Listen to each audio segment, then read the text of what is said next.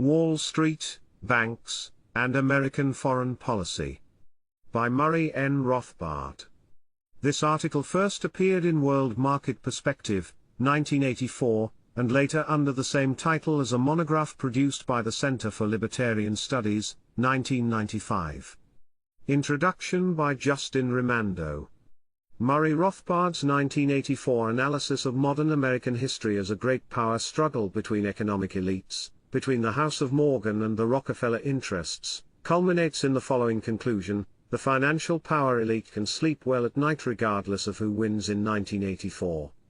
By the time you get there, the conclusion seems understated indeed, for what we have here is a sweeping and compressed history of 20th century politics from a power elite point of view. It represents a small and highly specialized sample of Rothbard's vast historical knowledge coming together with a lifetime devoted to methodological individualism in the social sciences. Theoreticians of the left and right are constantly referring to abstract forces when they examine and attempt to explain historical patterns. Applying the principle of methodological individualism, which attributes all human action to individual actors, and the economic principles of the Austrian school, Rothbard formulated a trenchant overview of the American elite, and the history of the modern era. Rothbard's analysis flows, first, from the basic principles of Austrian economics, particularly the Misesian analysis of banking, and the origin of the business cycle. This issue is also discussed and elaborated on in one of his last books, The Case Against the Fed. Here, the author relates the history of how the Federal Reserve System came to be foisted on the unsuspecting American people by a high-powered alliance of banking interests. Rothbard's economic analysis is clear, concise, and wide-ranging, covering the nature of money, the genesis of government paper money, the inherent instability, and essential fraudulence, of fractional reserve banking, and the true causes of the business cycle. As Rothbard explains in his economic writings, the key is in understanding that money is a commodity, like any other, and thus subject to the laws of the market. A government-granted monopoly in this, the very lifeblood of the economic system, is a recipe for inflation, a debased currency, and the creation of a permanent plutocracy whose power is virtually unlimited. In the present essay, as in the case against the Fed, it is in the section on the history of the movement to establish the Federal Reserve System that the Rothbardian power elite analysis comes into full and fascinating play. What is striking about this piece is the plethora of details. Rothbard's argument is so jam-packed with facts detailing the social, economic, and familial connections of the burgeoning money power, that we need to step back and look at it in the light of Rothbardian theory, specifically Rothbard's theory of class analysis. Rothbard eagerly reclaimed the concept of class analysis from the Marxists, who expropriated it from the French theorists of laissez-faire. Marx authored a plagiarized, distorted, and vulgarized version of the theory based on the Ricardian labor theory of value. Given this premise, he came up with a class analysis pitting workers against owners. One of Rothbard's many great contributions to the cause of liberty was to restore the original theory, which pitted the people against the state. In the Rothbardian theory of class struggle, the government, including its clients and enforcers, exploits and enslaves the productive classes through taxation, regulation, and perpetual war. Government is an incubus, a parasite, incapable of producing anything in its own right, and instead feeds off the vital energies and productive ability of the producers. This is the first step of a fully developed libertarian class analysis. Unfortunately, this is where the thought processes of all too many alleged libertarians come to a grinding halt. It is enough, for them, to know the state is the enemy, as if it were an irreducible primary. As William Pitt put it in 1770, there is something behind the throne greater than the king himself. Blind to the real forces at work on account of their methodological error, too many libertarians are content to live in a world of science fiction and utopian schemes, in which they are no threat to the powers that be, and are thus tolerated and at times even encouraged. Rothbard eagerly reclaimed the concept of class analysis from the Marxists, who expropriated it from the French theorists of laissez-faire. The failure to take the analytical process one step further is, in many cases, a failure of nerve. For it is clear, given libertarian theory and the economic insights of the Austrian school, where the next step leads. No empirical evidence is necessary, at this point, although that will come later, and in spades. The truth can be deduced from pure theory, specifically the Austrian theory of the nature of money and banking, and the Misesian analysis of the origin of the business cycle. This deduction was brilliantly and colorfully made in the first issue of the Journal of Libertarian Studies, winter 1977, by two students of Rothbard, Walter E. Grinder and John Hagel III, into Order Theory of State Capitalism, Ultimate Decision-Making and Class Structure. While a pure free market would necessarily prevent the development of a banking monopoly, the market system does concentrate entrepreneurial activity and decision-making within the capital market because of the considerable benefits which are rendered by a certain degree of specialization. This specialized capital market, by the very nature of its integrative role within the market system, will emerge as a strategic locus of ultimate decision-making. Given that some individuals will choose the political means over the economic, some of these great fortunes will utilize their tremendous resources to cartelize the market and insulate themselves against risk. The temptation for bankers in particular to wield the power of the state to their benefit is very great because it permits banks to inflate their asset base systematically. The creation of assets made possible by these measures to a great extent frees the banking institutions from the constraints imposed by the passive form of ultimate decision-making exercised by their depositors. It thereby considerably strengthens the ultimate decision-making authority held by banks vis-à-vis their depositors. The inflationary trends resulting from the creation of assets tend to increase the ratio of external financing to internal financing in large corporations and, as a consequence, the ultimate decision-making power of banking institutions increase over the activities of industrial corporations. The Austrian insight focuses on the key role played by the central banks in generating the distortion of market signals that leads to periodic booms and busts, the dreaded business cycle, which is always blamed on the inherent contradictions of unfettered capitalism. But in fact this capitalism is anything but unfettered. Try starting your own private bank. The last thing American bankers want is an unfettered banking system. Rothbard not only traces the original market distortion that gives rise to the business cycle, but also identifies the source, and chief beneficiaries, of this distortion. It was Mises who pointed out that government intervention in the economy invariably leads to yet more intervention in order to fix the havoc wreaked, and there is a certain logic in the fact that it was the original culprits who decided to fix the distortions and disruptions caused by their policies with further assaults on the market mechanism. As Grinder and Hagel put it, in the United States, this intervention initially involved sporadic measures, both at the federal and state level, which generated inflationary distortion in the monetary supply, and cyclical disruptions of economic activity.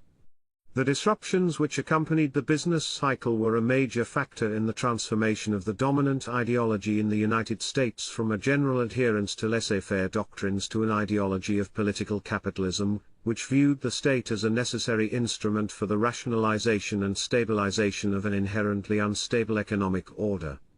Capitalists as enemies of capitalism.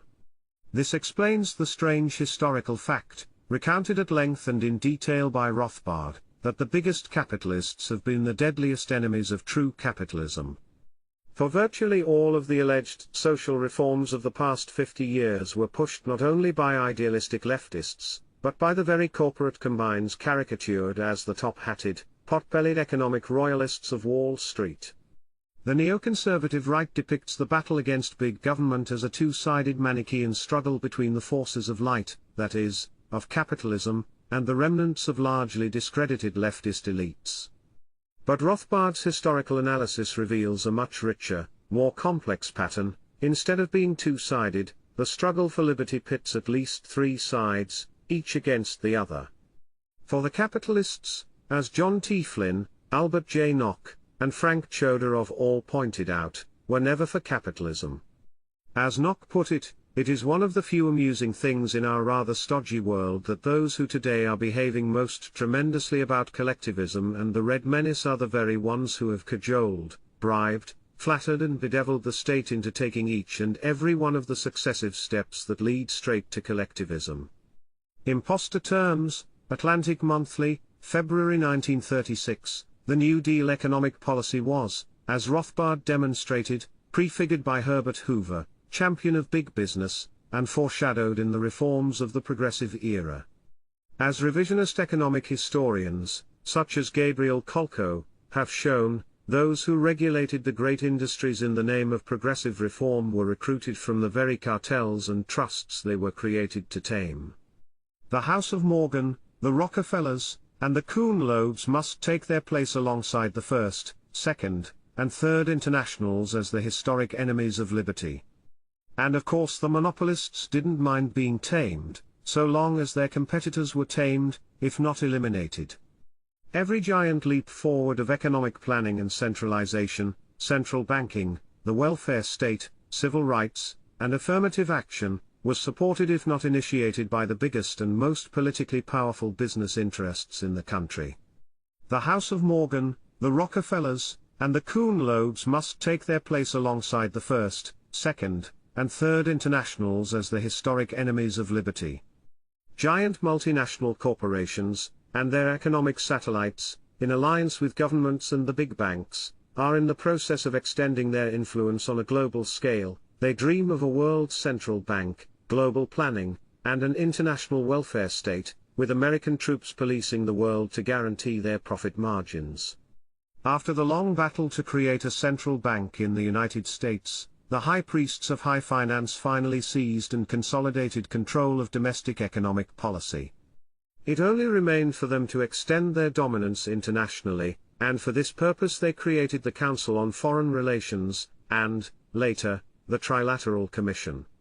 These two groups have been seized upon by the new populist right as the virtual embodiments of the power elite, and rightly so. It is only by reading Rothbard, however, that this insight is placed in its proper historical perspective. For the fact of the matter is that, as Rothbard shows, the CFR/trilateralist network is merely the latest incarnation of a trend deeply rooted in modern American history. Long before the founding of the CFR or the Trilateral Commission, there was a power elite in this country. That elite will likely endure long after those organizations are gone or transmuted into something else. Rothbard's unmasking of the historical and economic roots of this trend is vital in understanding that this is not a conspiracy centered in the CFR and the trilateralist groups, as such, but an ideological trend traditionally centered in the Northeast, among the upper classes, and deeply rooted in American history. I put the word conspiracy in quotes because it has become the favorite swear word of the respectable right, and the extremist baiting left. If it is conspiracy mongering to believe that human beings engage in purposeful activity to achieve their economic, political, and personal goals, then rational men and women must necessarily plead guilty. The alternative is to assert that human action is purposeless, random, and inexplicable. History, in this view, is a series of discontinuous accidents. Yet it would be inaccurate to call the Rothbardian worldview a conspiracy theory. To say that the House of Morgan was engaged in a conspiracy to drag the United States into World War I, when indeed it openly used every stratagem, every lever both economic and political, to push us into the war to end all wars, seems woefully inadequate. This was not some secret cabal meeting in a soundproof corporate boardroom, but a conspiracy of ideas openly and vociferously expressed. On this point, please note and underscore Rothbard's analysis of the founding of the New Republic as the literary flagship of the growing alliance for war and statism between the Morgan interests and liberal intellectuals, and isn't it funny how some things never change? A conspiracy theory attributes virtually all social problems to a single monolithic agency. Radical feminism, which attributes all the evil in the world to the existence of men, is a classic conspiracy theory. The paranoid views of the ex-communists in the conservative movement, who were obsessed with destroying their ex-comrades, was another. But the complexity and subtlety of the Rothbardian analysis, backed up by the sheer mass of rich historical detail, sets Rothbard on an altogether different and higher plane. Here there is no single agency, no omnipotent central committee that issues directives, but a multiplicity of interest groups and factions whose goals are generally congruent. In this milieu, there are familial, social, and economic connections, as well as ideological complicity, and none is better than Rothbard at ferreting out and unraveling these biographical details. Taken together, the author's small and studied brushstrokes paint a portrait of a ruling class whose ruthlessness is surpassed only by its brazen disloyalty to the nation. It is a portrait that remains unchanged, in its essentials, to this day. Wall Street, Banks, and American Foreign Policy was written and published in 1984, during the Reagan years. Reagan started out by denouncing the power elite, and specifically the CFR and the trilateralists, but wound up with that epitome of the establishment, skull and bonesman George Bush as his vice president and successor. If it is conspiracy mongering to believe that human beings engage in purposeful activity to achieve their economic, political, and personal goals, then rational men and women must necessarily plead guilty. Bush is a longtime CFR director, and trilateralist. Most of his major cabinet officers, including his chairman of the Joint Chiefs, Colin Powell, were CFR members. The Clinton administration was similarly afflicted, from the president, CFR/trilateral, on down through Donna Shalala, CFR/trilateral, and George Stephanopoulos, CFR, with the CFR honeycombed, as usual, throughout the State Department. In addition to Secretary of State Warren Christopher, other CFR members in the Clinton cabinet included Laura Tyson, Chairman of the Council of Economic Advisers, Treasury Secretary Robert Rubin, Interior Secretary Bruce Babbitt, HUD honcho Henry Cisneros, and Alice Rivlin, OMB Director. The other side of the aisle is equally co-opted at the leadership level, as vividly dramatized by Gingrich's retreat before the power and majesty of Henry Kissinger. One naturally expects cowardice from politicians, but the indictment also includes what passes for the intellectual leaders of the Republican free market revolution. There is a certain mentality that, no matter how convincing the evidence, would never even consider the argument put forward in Wall Street, Banks, and American Foreign Policy. This attitude stems from a particular kind of cowardice.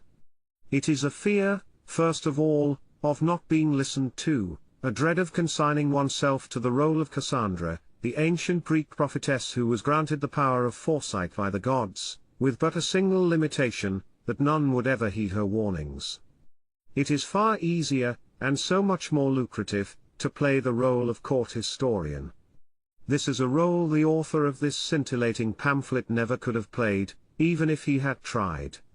For the truth, or, at least, the search for it, is so much more interesting than the official histories and the conventional wisdom of the moment.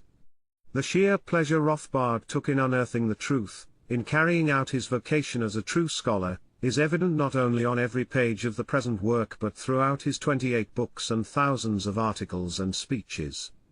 Rothbard was not afraid of sharing Cassandra's fate because, in the first place, truth is a value in its own right, and ought to be upheld for its own sake.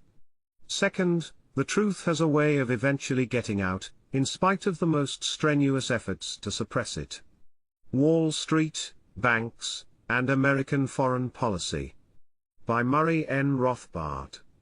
Businessmen or manufacturers can either be genuine free enterprisers or statists. They can either make their way on the free market or seek special government favors and privileges. They choose according to their individual preferences and values. But bankers are inherently inclined toward statism.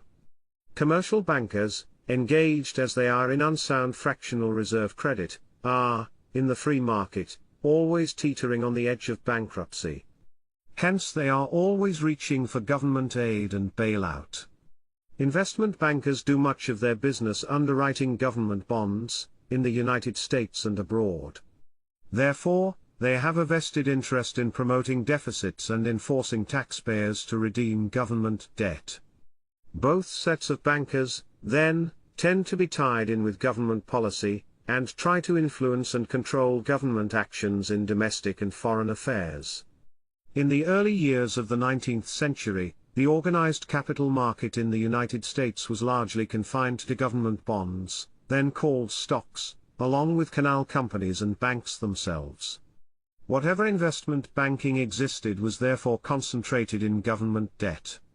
From the Civil War until the 1890s, there were virtually no manufacturing corporations. Manufacturing and other businesses were partnerships and had not yet reached the size where they needed to adopt the corporate form. The only exception was railroads, the biggest industry in the United States. The first investment banks, therefore, were concentrated in railroad securities and government bonds. There is something behind the throne greater than the king himself. William Pitt, 1770. The first major investment banking house in the United States was a creature of government privilege. J. Cook, an Ohio-born business promoter living in Philadelphia, and his brother Henry, editor of the leading Republican newspaper in Ohio, were close friends of Ohio U.S. Senator Salmon P. Chase. When the new Lincoln administration took over in 1861, the Cooks lobbied hard to secure Chase the appointment of Secretary of the Treasury. That lobbying, plus the then enormous sum of $100,000 that J. Cook poured into Chase's political coffers, induced Chase to return the favor by granting Cook, newly set up as an investment banker, an enormously lucrative monopoly in underwriting the entire federal debt. Cook and Chase then managed to use the virtual Republican monopoly in Congress during the war to transform the American commercial banking system from a relatively free market to a national banking system centralized by the federal government under Wall Street control. A crucial aspect of that system was that national banks could only expand credit in proportion to the federal bonds they owned, bonds they were forced to buy from J. Cook. J. Cook and Company proved enormously influential in the post-war Republican administrations, which continued their monopoly in underwriting government bonds. The House of Cook met its well-deserved fate by going bankrupt in the Panic of 1874, a failure helped along by its great rival, the then Philadelphia-based Drexel, Morgan and Company. J.P. Morgan. After 1873, Drexel, Morgan and its dominant figure J.P. Morgan became by far the leading investment firm in the United States. If Cook had been a Republican bank, Morgan, while prudently well connected in both parties, was chiefly influential among the Democrats. The other great financial interest powerful in the Democratic Party was the mighty European investment banking house of the Rothschilds, whose agent, August Belmont, was treasurer of the National Democratic Party for many years. The enormous influence of the Morgans on the Democratic administrations of Grover Cleveland, 1884–88, 1892–96, may be seen by simply glancing at their leading personnel. Grover Cleveland himself spent virtually all his life in the Morgan ambit. He grew up in Buffalo as a railroad lawyer, one of his major clients being the Morgan-dominated New York Central Railroad. In between administrations, he became a partner of the powerful New York City law firm of Bangs, Stetson, Tracy, and McVeigh. This firm, by the late 1880s, had become the chief legal firm of the House of Morgan, largely because senior partner Charles B. Tracy was J.P. Morgan's brother-in-law. After Tracy died in 1887, Francis Lynd Stetson, an old and close friend of Cleveland's, became the firm's dominant partner, as well as the personal attorney for J.P. Morgan. This is now the Wall Street firm of Davis, Polk, and Wardwell. Grover Cleveland's cabinets were honeycombed with Morgan men, with an occasional bow to other bankers. Considering those officials most concerned with foreign policy, his first Secretary of State, Thomas F. Bayard, was a close ally and disciple of August Belmont. Indeed, Belmont's son, Perry, had lived with and worked for Bayard in Congress as his top aide.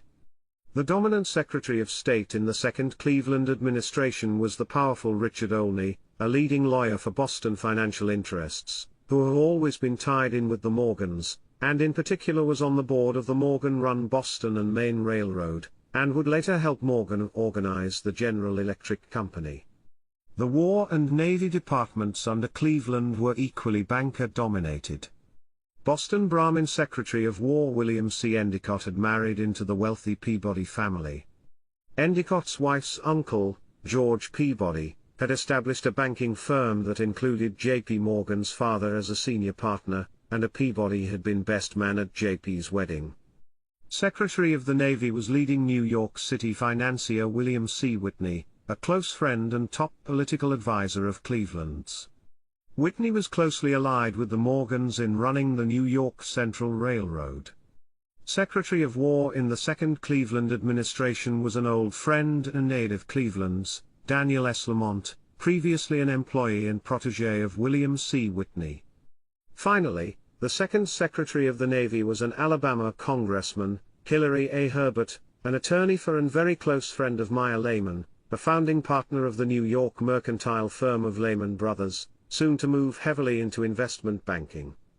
Indeed, Meyer's son, Herbert, later to be governor of New York during the New Deal, was named after Hillary Herbert. Businessmen can either make their way on the free market or seek special government favors and privileges. But bankers are inherently inclined toward statism. The great turning point of American foreign policy came in the early 1890s, during the Second Cleveland administration. It was then that the United States turned sharply and permanently from a foreign policy of peace and non-intervention to an aggressive program of economic and political expansion abroad. At the heart of the new policy were America's leading bankers, eager to use the country's growing economic strength to subsidize and force-feed export markets and investment outlets that they would finance, as well as to guarantee Third World government bonds. The major focus of aggressive expansion in the 1890s was Latin America, and the principal enemy to be dislodged was Great Britain, which had dominated foreign investments in that vast region. In a notable series of articles in 1894, Bankers magazine set the agenda for the remainder of the decade. Its conclusion, if we could wrest the South American markets from Germany and England and permanently hold them, this would be indeed a conquest worth perhaps a heavy sacrifice. Longtime Morgan associate Richard Olney heeded the call, as Secretary of State from 1895 to 1897, setting the United States on the road to empire. After leaving the State Department, he publicly summarized the policy he had pursued.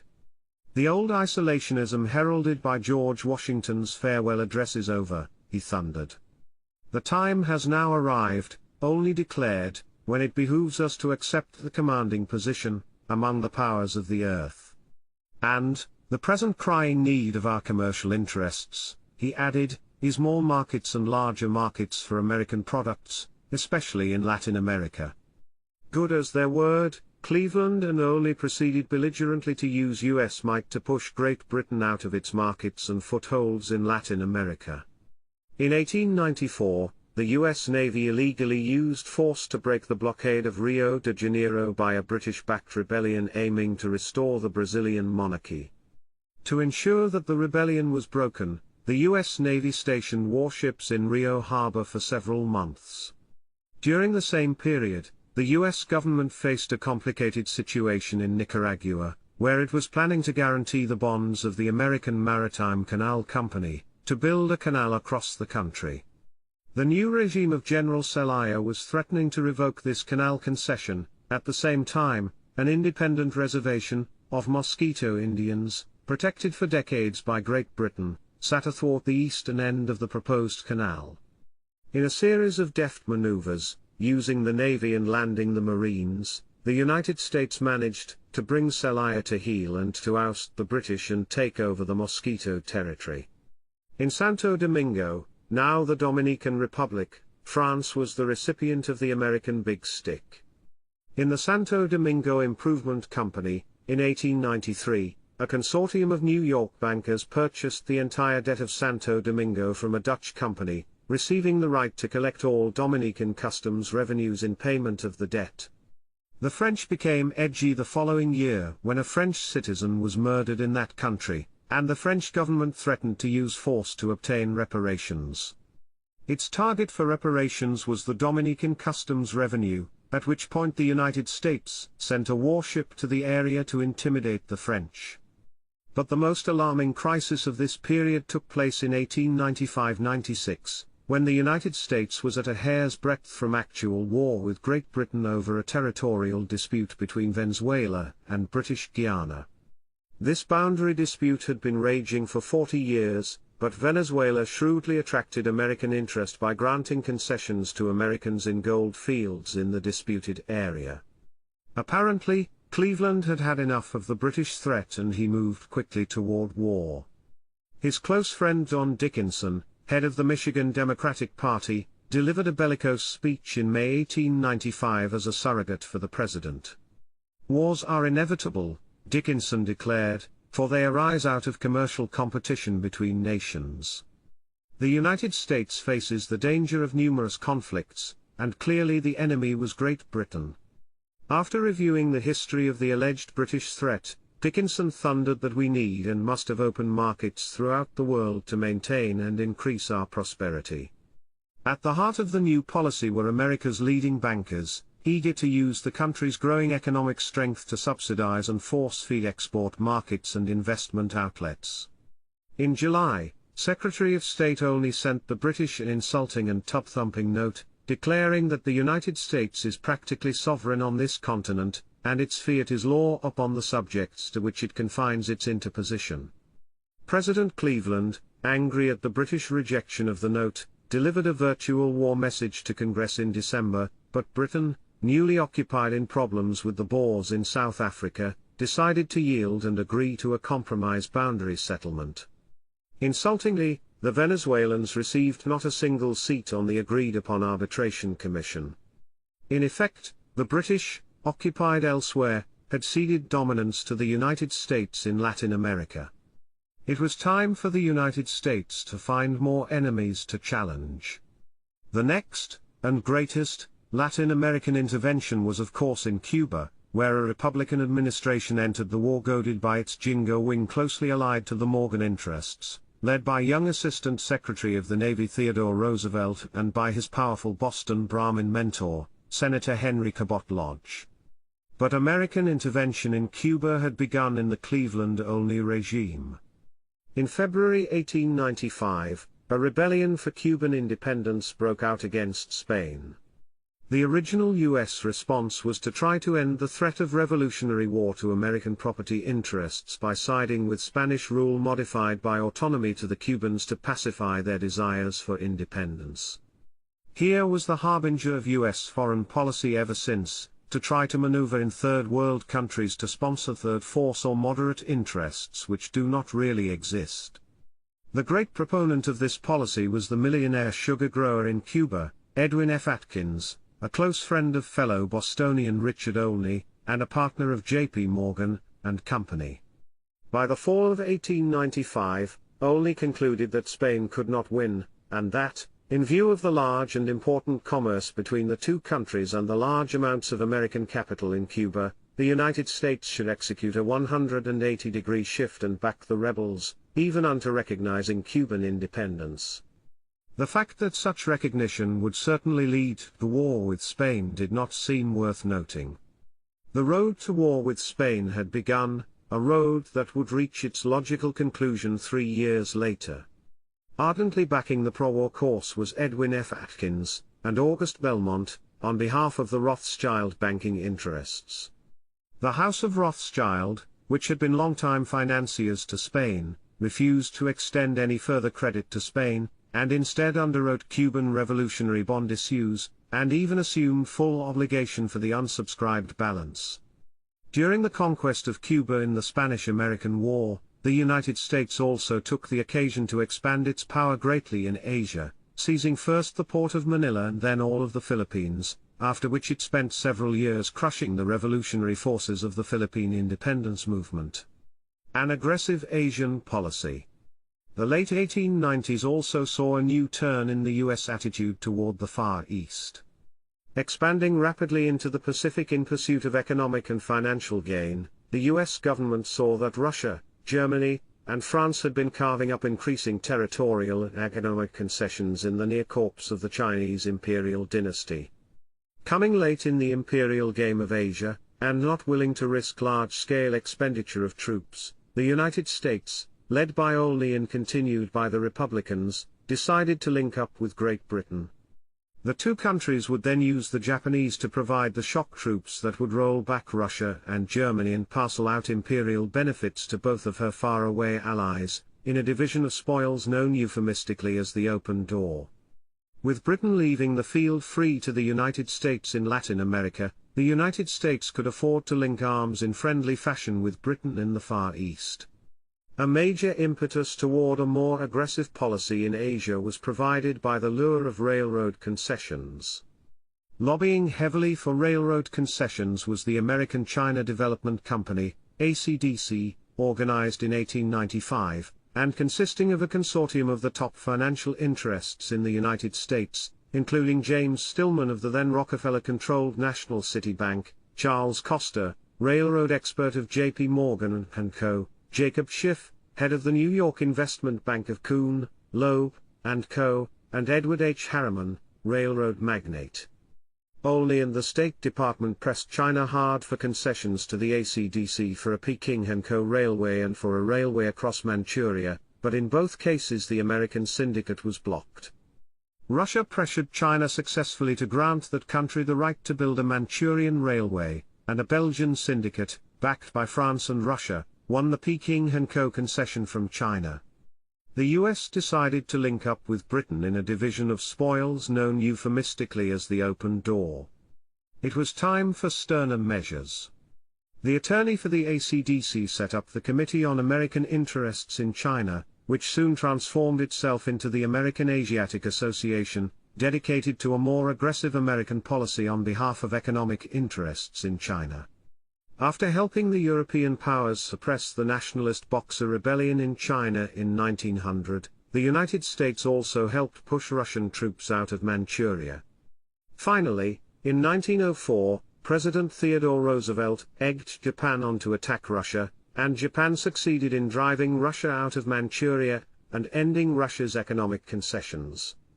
Roosevelt readily acceded to Japan's resulting dominance in Korea and Manchuria, hoping that Japan would also protect American economic interests in the area. Theodore Roosevelt had been a Morgan man from the beginning of his career. His father and uncle were both Wall Street bankers, both of them closely associated with various Morgan-dominated railroads. Roosevelt's first cousin and major financial advisor, W. Emlyn Roosevelt, was on the board of several New York banks, including the Astor National Bank, the president of which was George F. Baker, close friend and ally of J.P. Morgan and head of Morgan's flagship commercial bank, the First National Bank of New York. At Harvard, furthermore, young Theodore married Alice Lee, daughter of George Cabot Lee, and related to the top Boston Brahmin families. Kinsman Henry Cabot Lodge soon became TR's longtime political mentor. Throughout the 19th century, the Republicans had been mainly a high-tariff, inflationist party, while the Democrats had been the party of free trade and hard money, i.e., the gold standard. In 1896, however, the radical inflationist forces headed by William Jennings Bryan captured the Democratic presidential nomination, and so the Morgans, previously dominant in the Democratic Party, sent a message to the Republican nominee, William McKinley, through Henry Cabot Lodge. Lodge stated that the Morgan interests would back McKinley provided that the Republicans would support the gold standard. The deal was struck.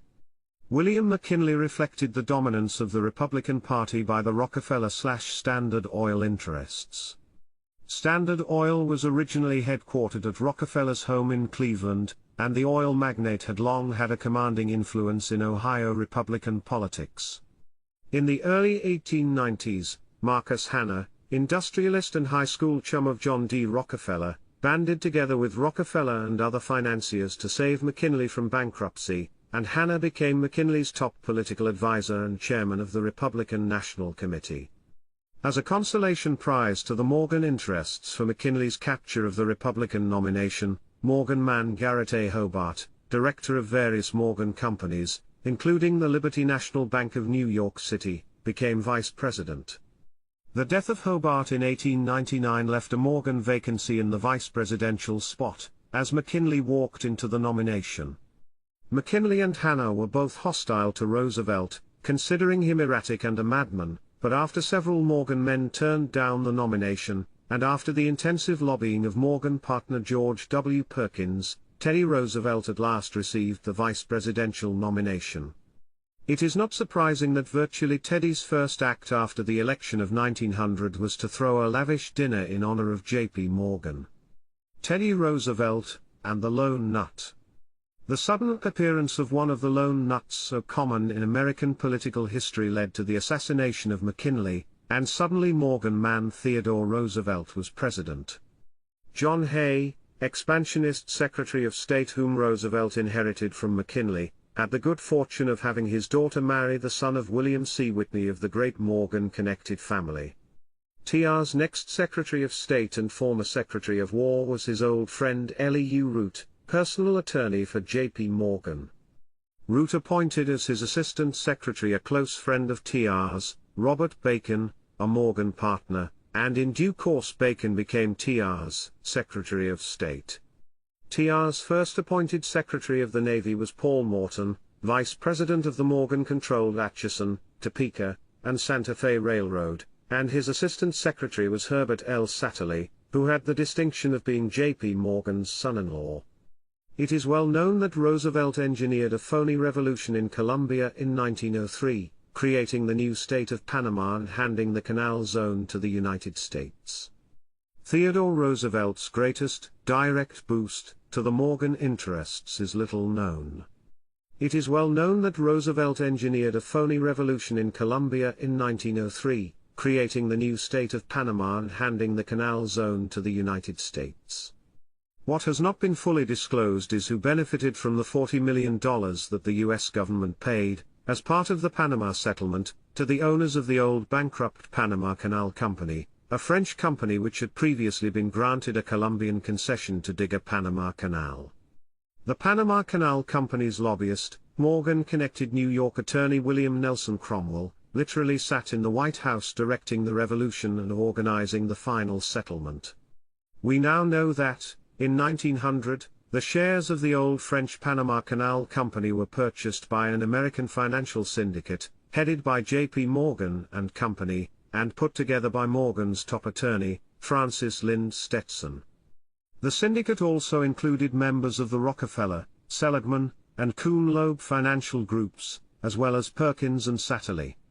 The syndicate did well from the Panama Revolution, purchasing the shares at 2/3 of par and selling them, after the revolution, for double the price.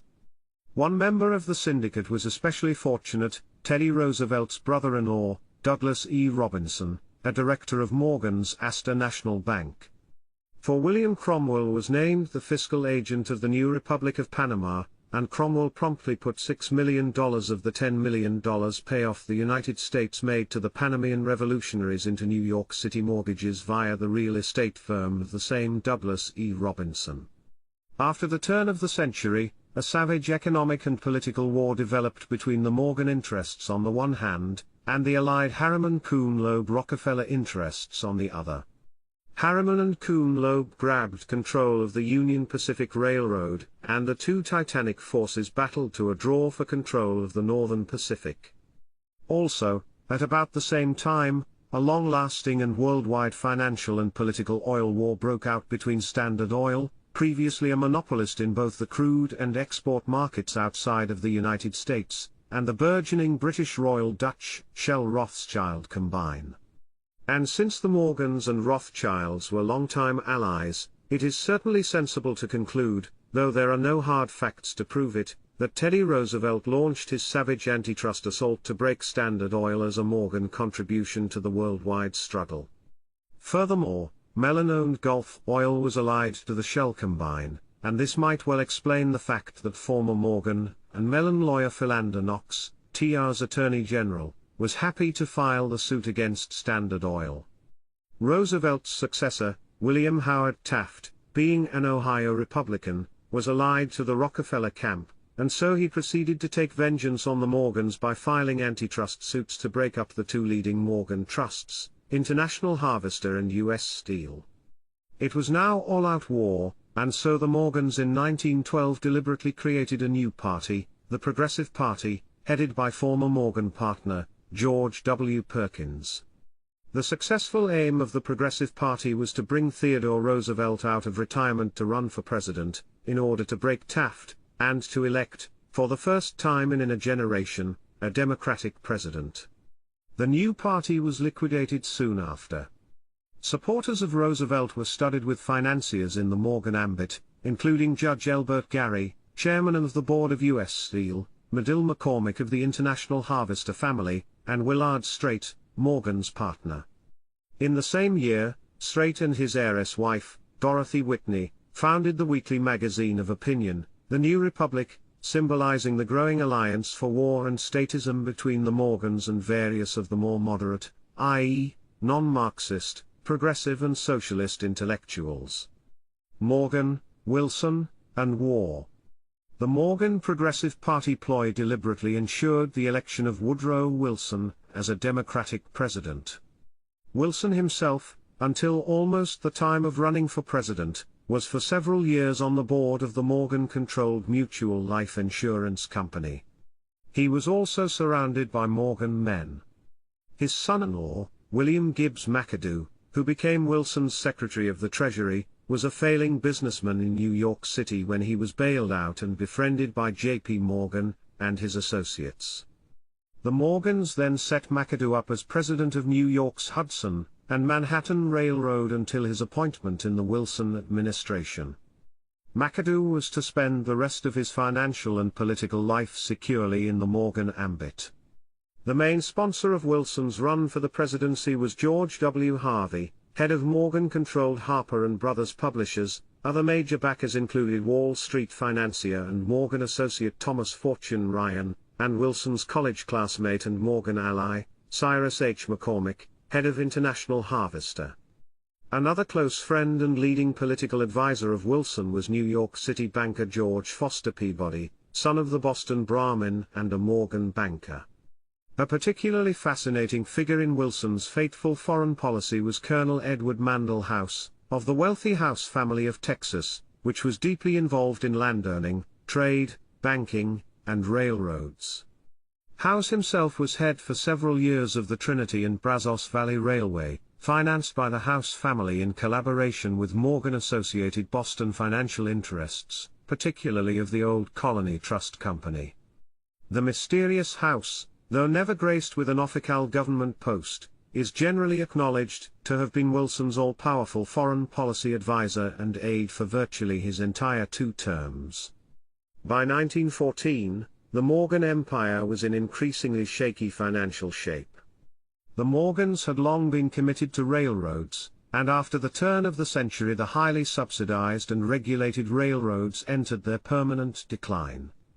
The Morgans had also not been active enough in the new capital market for industrial securities, which had begun in the 1890s, allowing Kuhn Loeb to beat them in the race for industrial finance.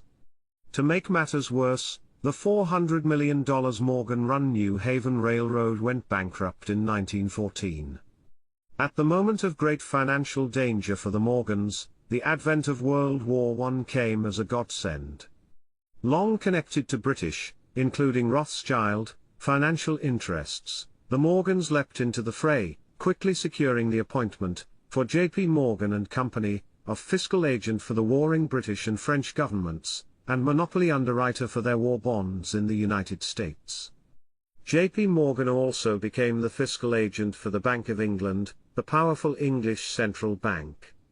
Not only that, the Morgans were heavily involved in financing American munitions and other firms exporting war material to Britain and France. J.P. Morgan and Company, moreover, became the central authority organizing and channeling war purchases for the 2 allied nations. The United States had been in a sharp recession during 1913 and 1914, unemployment was high, and many factories were operating at only 60% of capacity. In November 1914, Andrew Carnegie, closely allied with the Morgans ever since his Carnegie Steel Corporation had merged into the formation of United States Steel, wrote to President Wilson lamenting business conditions but happily expecting a great change for the better from Allied purchases of U.S. exports. Sure enough, war material exports zoomed. Iron and steel exports quintupled from 1914 to 1917, and the average profit rate of iron and steel firms rose from 7.4% to 28.7% from 1915 until 1917. Explosives exports to the Allies rose over tenfold during 1915 alone. Overall, from 1915 to 1917, the export department of J.P. Morgan & Company negotiated more than $3 billion of contracts to Britain and France. By early 1915, Secretary McAdoo was writing to Wilson hailing the great prosperity being brought by war exports to the Allies, and a prominent business writer wrote the following year that war, for Europe, is meaning devastation and death, for America a bumper crop of new millionaires and a hectic hastening of prosperity revival. Deep in Allied bonds and export of munitions, the Morgans were doing extraordinarily well, and their great rivals, Kuhn Loeb, being pro-German, were necessarily left out of the Allied wartime bonanza. But there was one hitch: it became imperative that the Allies win the war. It is not surprising, therefore, that from the beginning of the great conflict, J.P. Morgan and his associates did everything they possibly could to push the supposedly neutral United States into the war on the side of England and France. As Morgan himself put it, "We agreed that we should do all that was lawfully in our power to help the Allies win the war as soon as possible." Accordingly, Henry P. Davison, Morgan partner, set up the aerial coast patrol in 1915, to get the public in the mood to search the skies for German planes. Bernard M. Baruch, longtime associate of the extremely wealthy copper magnates, the Guggenheim family, financed the businessman's training camp, at Plattsburgh, New York, designed to push for universal military training and preparations for war. Also participating in financing the camp were Morgan partner Willard Straight, and former Morgan partner Robert Bacon. In addition to J.P. Morgan himself, a raft of Morgan-affiliated political leaders whooped it up for immediate entry of the United States into the war on the side of the Allies, including Henry Cabot Lodge, Elihu Root, and Theodore Roosevelt. In addition, the National Security League was founded in December 1914, to call for American entry into the war against Germany. The NSL issued warnings against a German invasion of the United States, once England was defeated, and it called all advocates of peace and non-intervention, pro-German, dangerous aliens, traitors, and spies. The NSL also advocated universal military training, conscription, and the U.S. buildup of the largest navy in the world. Prominent in the organization of the National Security League were Frederic Arcoudat, Wall Street attorney for the British, French, and Russian governments, Simon and Daniel Guggenheim, T. Coleman DuPont, of the munitions family, and a host of prominent Morgan-oriented financiers, including former Morgan partner Robert Bacon, Henry Clay Prick of Carnegie Steel, Judge Gary of U.S. Steel, George W. Perkins, Morgan partner, who has been termed the Secretary of State for the Morgan interests, former President Theodore Roosevelt, and J.P. Morgan himself. A particularly interesting founding associate of NSL was a man who has dominated American foreign policy during the 20th century, Henry L. Stimson, Secretary of War under William H. Taft and Franklin D. Roosevelt, and Secretary of State under Herbert Hoover. Stimson, a Wall Street lawyer in the Morgan ambit, was a protege of Morgan's personal attorney Elihu Root, and two of his cousins were partners in the Morgan-dominated Wall Street utility stock market and banking firm of Bonbright and Company, while the Morgans and other financial interests were beating the drums for war. Even more influential in pushing the only partially reluctant Wilson into the war were his foreign policy Svengali, Colonel House, and House's protege, Walter Hines Page, who was appointed ambassador to Great Britain. Page's salary in this prestigious influential post was handsomely subsidized through Colonel House by copper magnate Cleveland H. Dodge, a prominent advisor to Wilson, who benefited greatly from munitions sales to the Allies. Colonel House liked to pose as an abject instrument of President Wilson's wishes. But before and after U.S. entry into the war, House shamelessly manipulated Wilson, in secret and traitorous collaboration with the British, to push the president first into entering the war and then into following British wishes instead of setting an independent American course. Thus, in 1916, House wrote to his friend Frank L. Polk, counselor to the State Department and later counselor to J.P. Morgan, that the president must be guided not to be independent of British desires. Advising British Prime Minister Arthur Balfour on how best to handle Wilson, House counseled Balfour to exaggerate British difficulties in order to get more American aid, and warned him never to mention a negotiated peace. Furthermore, Balfour leaked to Colonel Howes the details of various secret Allied treaties that they both knew the naive Wilson would not accept, and they both agreed to keep the treaties from the president. Similarly, soon after the United States entered the war, the British sent to the United States as personal liaison between the Prime Minister and the White House the young Chief of British Military Intelligence, Sir William Wiseman. House and Wiseman quickly entered a close collaboration, with House coaching the Englishman on the best way of dealing with the president, such as tell him only what he wants to hear, never argue with him, and discover and exploit his weaknesses. In turn, Britain's top intelligence agent manipulated House, constantly showering him with flattery, and established a close friendship with the colonel, getting an apartment in the same building in New York City, and traveling together abroad. Collaborating with House in his plan to manipulate Wilson into pro-British policies was William Phillips, an Assistant Secretary of State who had married into the Astor family. Collaborating with House in supplying Wiseman with illegal information and working with the British agent against Wilson were two important American officials. One was Walter Lippmann, a young socialist who had been named by Morgan partner Willard Straight as one of the 3 editors of his New Republic, a magazine which, needless to say, led the parade of progressive and socialist intellectuals in favor of entering the war on the side of the Allies. Lippmann soon vaulted into important roles in the war effort, assistant to the Secretary of War, then secretary of the secret group of historians called the Inquiry, established under Colonel Howes in late 1917 to plan the peace settlement at the end of the war. Lippmann later left the Inquiry to go overseas for American military intelligence. Another important collaborator with Wiseman was businessman and scholar George Louis Beer, who was in charge of African and Asian colonial matters for the Inquiry. Wiseman secretly showed British documents on African colonies to Beer, who in turn leaked Inquiry reports to British intelligence. The plans of Colonel Howes and his biased young historians of the Inquiry were put into effect at the peace settlement at Versailles. Germany, Austria-Hungary, and Russia were cruelly dismembered, thus ensuring that Germany and Russia, once recovered from the devastation of the war, would bend their energies toward getting their territories back. In that way, conditions were virtually set for World War II.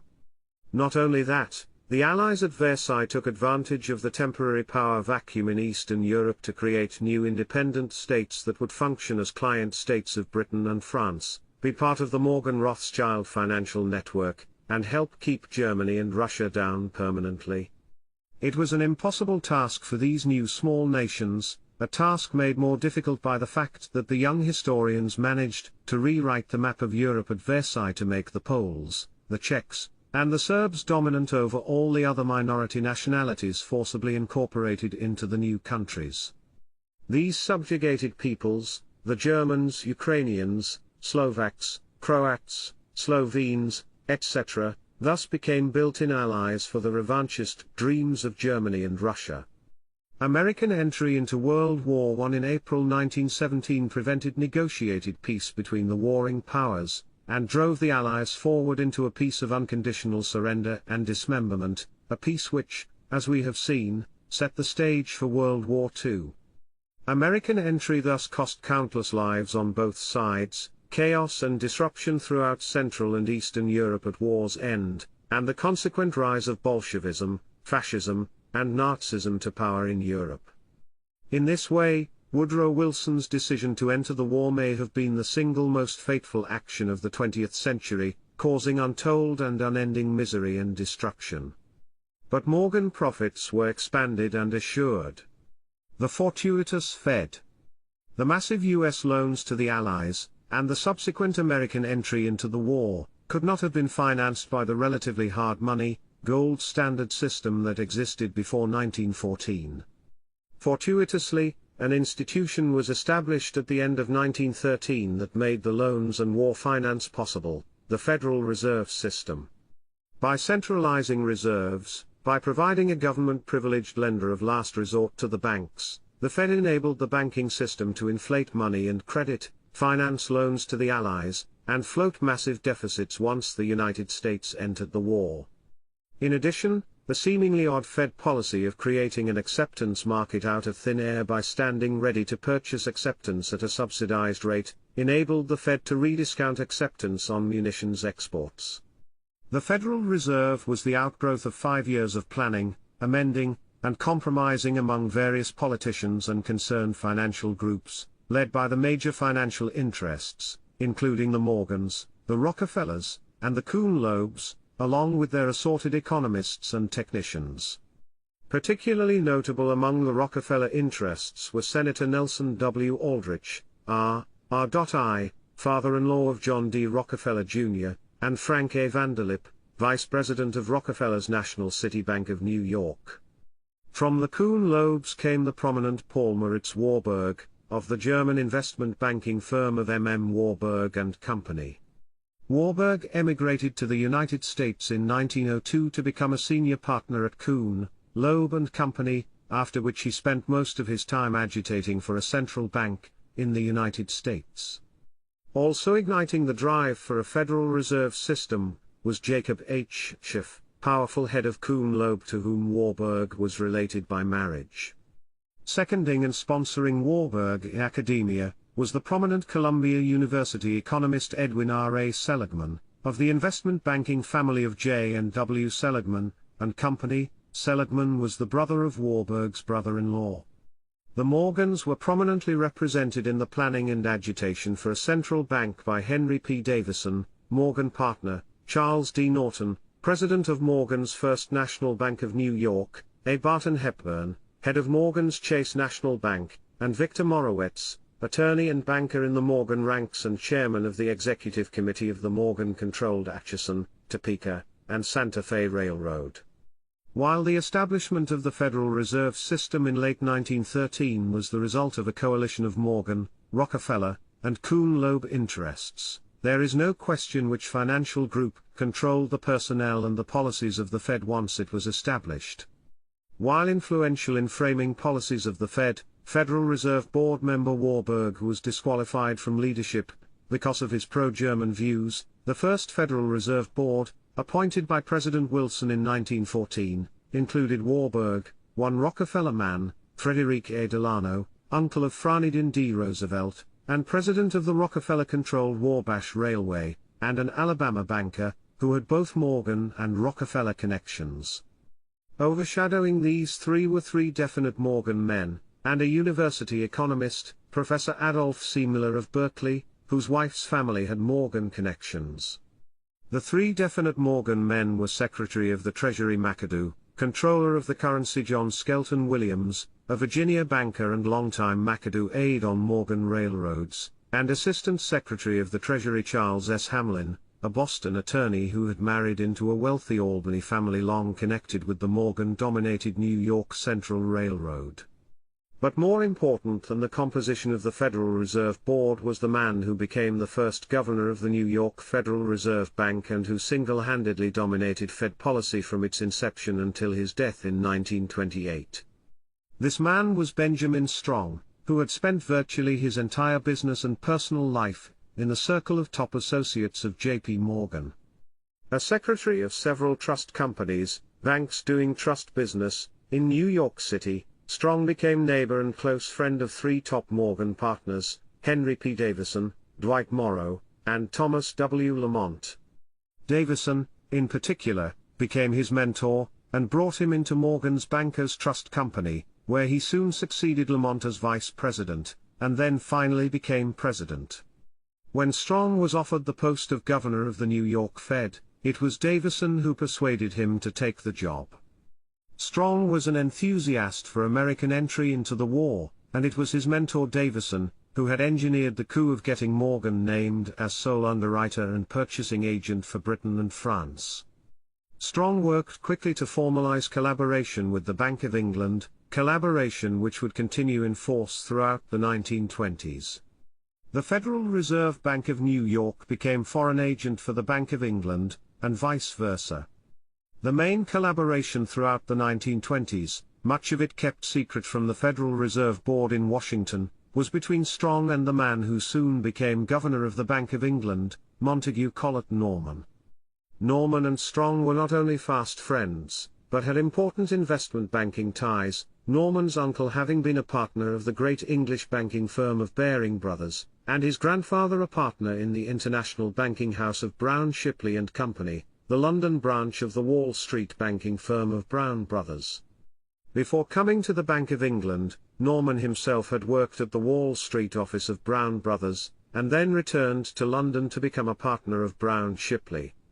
The major fruit of the Norman-Strong collaboration was Strong's being pressured to inflate money and credit in the United States throughout the 1920s, in order to keep England from losing gold to the United States from its inflationary policies. Britain's predicament came from its insistence on going back to the gold standard after the war at the highly overvalued pre-war par for the pound, and then insisting on inflating rather than deflating to make its exports competitively priced in the world market. Hence, Britain needed to induce other countries, particularly the United States, to inflate along with it. The strong Norman-Morgan connection did the job, setting the stage for the great financial collapse of 1929 to 1931. As World War I drew to a close, influential Britons and Americans decided that intimate post-war collaboration between the two countries required more than just close cooperation between the central banks. Also needed were permanent organizations to promote joint Anglo-American policies to dominate the post-war world. The Round Table. In England, Cecil Rhodes had launched a secret society in 1891 with the aim of maintaining and expanding the British Empire to reincorporate the United States. After the turn of the 20th century, the direction, organization, and expansion of the society fell to Rhodes's friend and executor, Alfred Lord Milner. The Milner Group dominated domestic planning in Britain during World War I, and particularly the planning for post-war foreign and colonial policy. The Milner Group staffed the British delegation of experts to Versailles. To promote the intellectual agitation for such a policy, the Milners had also set up the Round Table groups in England and abroad in 1910. The first American to be asked to join the Round Table was George Louis Beer, who came to its attention when his books attacked the American Revolution, and praised the British Empire of the 18th century. Such loyalty could not go unrewarded, and so Beer became a member of the group about 1912 and became the American correspondent of Round Table magazine. We have seen Beer's pro-British role as colonial expert for the Inquiry. He was also the chief U.S. expert on colonial affairs at Versailles, and afterward the Milner Group made Beer head of the Mandate Department of the League of Nations. During the war, Beer, Anglophile Yale historian George Burton Adams, and powerful Columbia University historian James T. Shotwell, an important leader of the Inquiry and head of the National Board for Historical Services, which emitted deceptive propaganda for the war effort, formed a secret society to promote Anglo-American collaboration. Finally, led by Beer for the United States and the head of the Round Table Group in England, Lionel Curtis, the British and U.S. historical staffs at Versailles took the occasion to found a permanent organization to agitate for an informally, if not formally, reconstituted Anglo-American empire. The new group, the Institute of International Affairs, was formed at a meeting at the Majestic Hotel in Paris on May 30, 1919.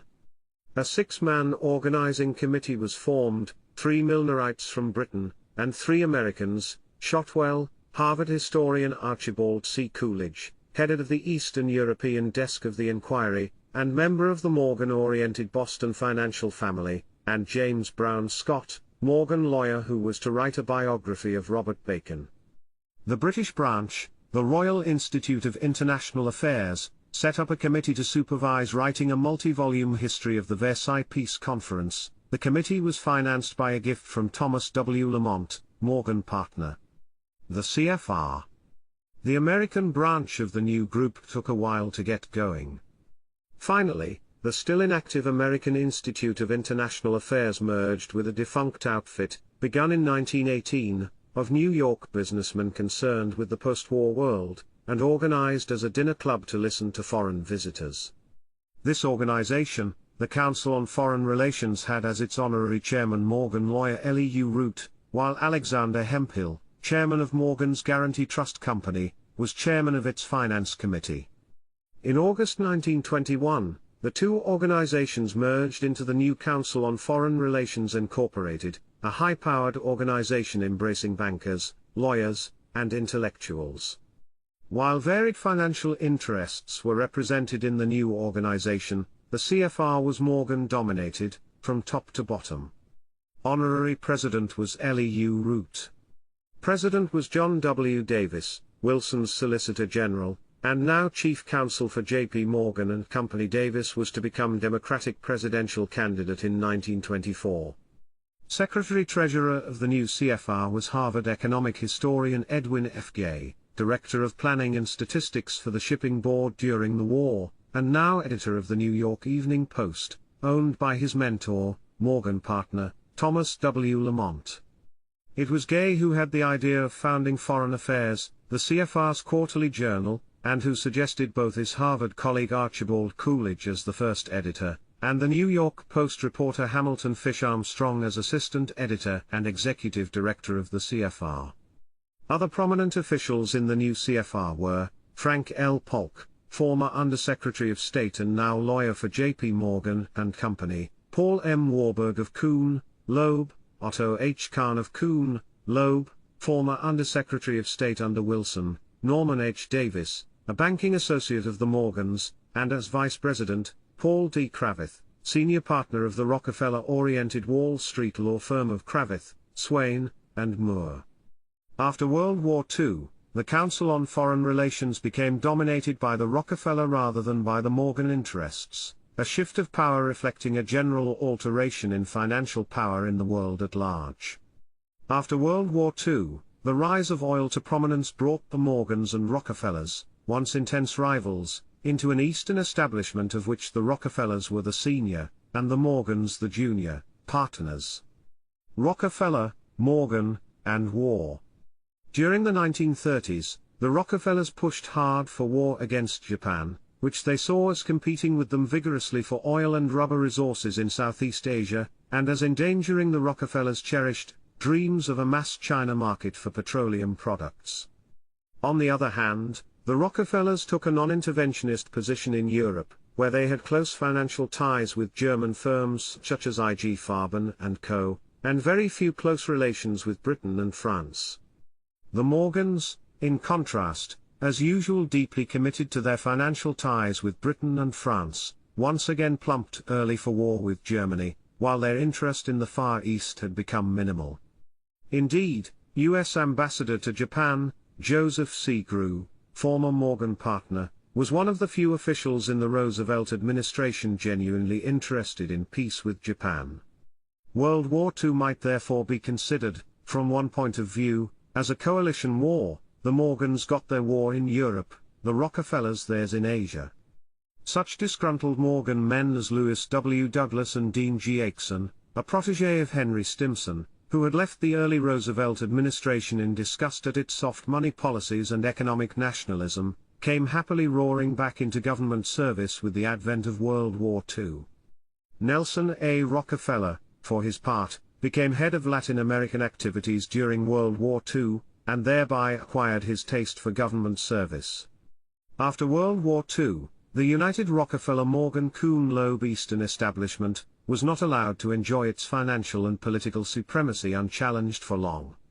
Cowboy Sunbelt firms, maverick oil men and construction men from Texas, Florida, and Southern California, began to challenge the Eastern establishment Yankees for political power.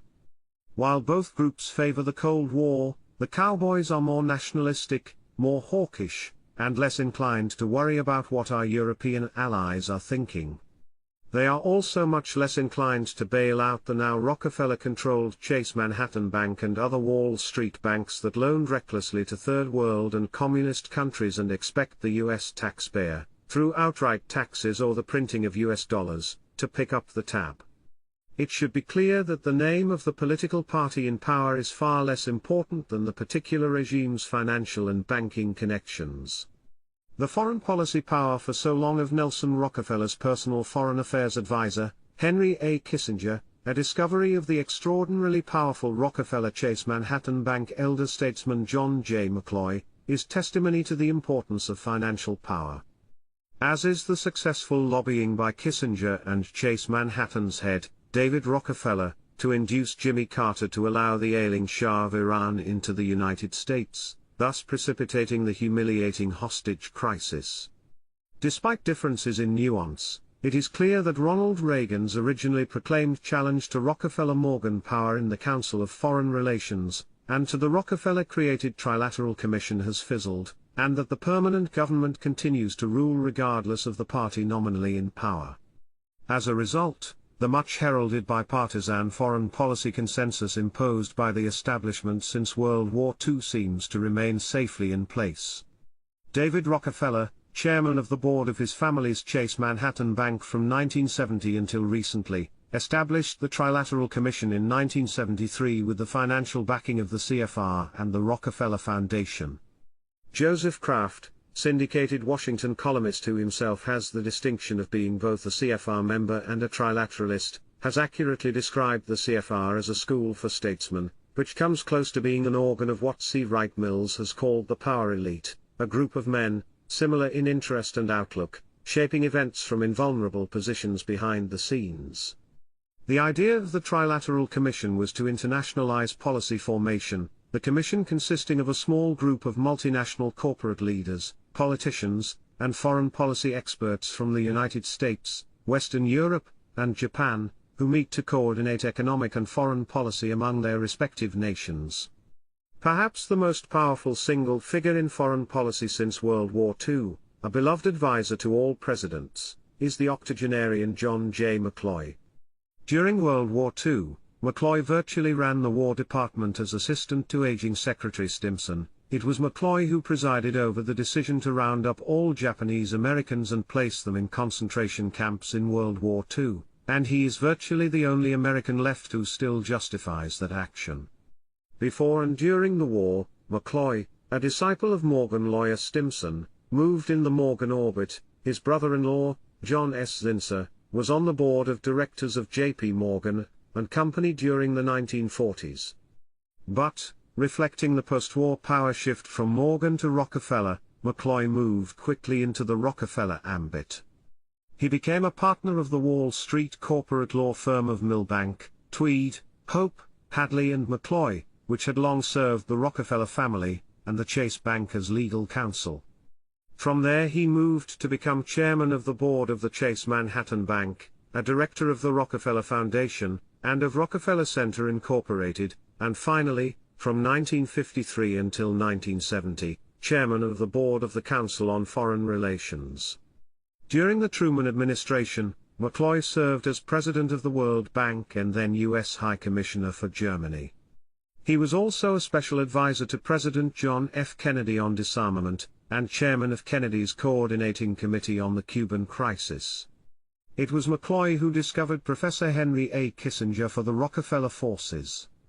It is no wonder that John K. Galbraith and Richard Rovere have dubbed McCloy Mr. Establishment. A glance at foreign policy leaders since World War II will reveal the domination of the banker elite. Truman's first Secretary of Defense was James V. Forrestal, former president of the investment banking firm of Dillon, Reed and Company, closely allied to the Rockefeller Financial Group.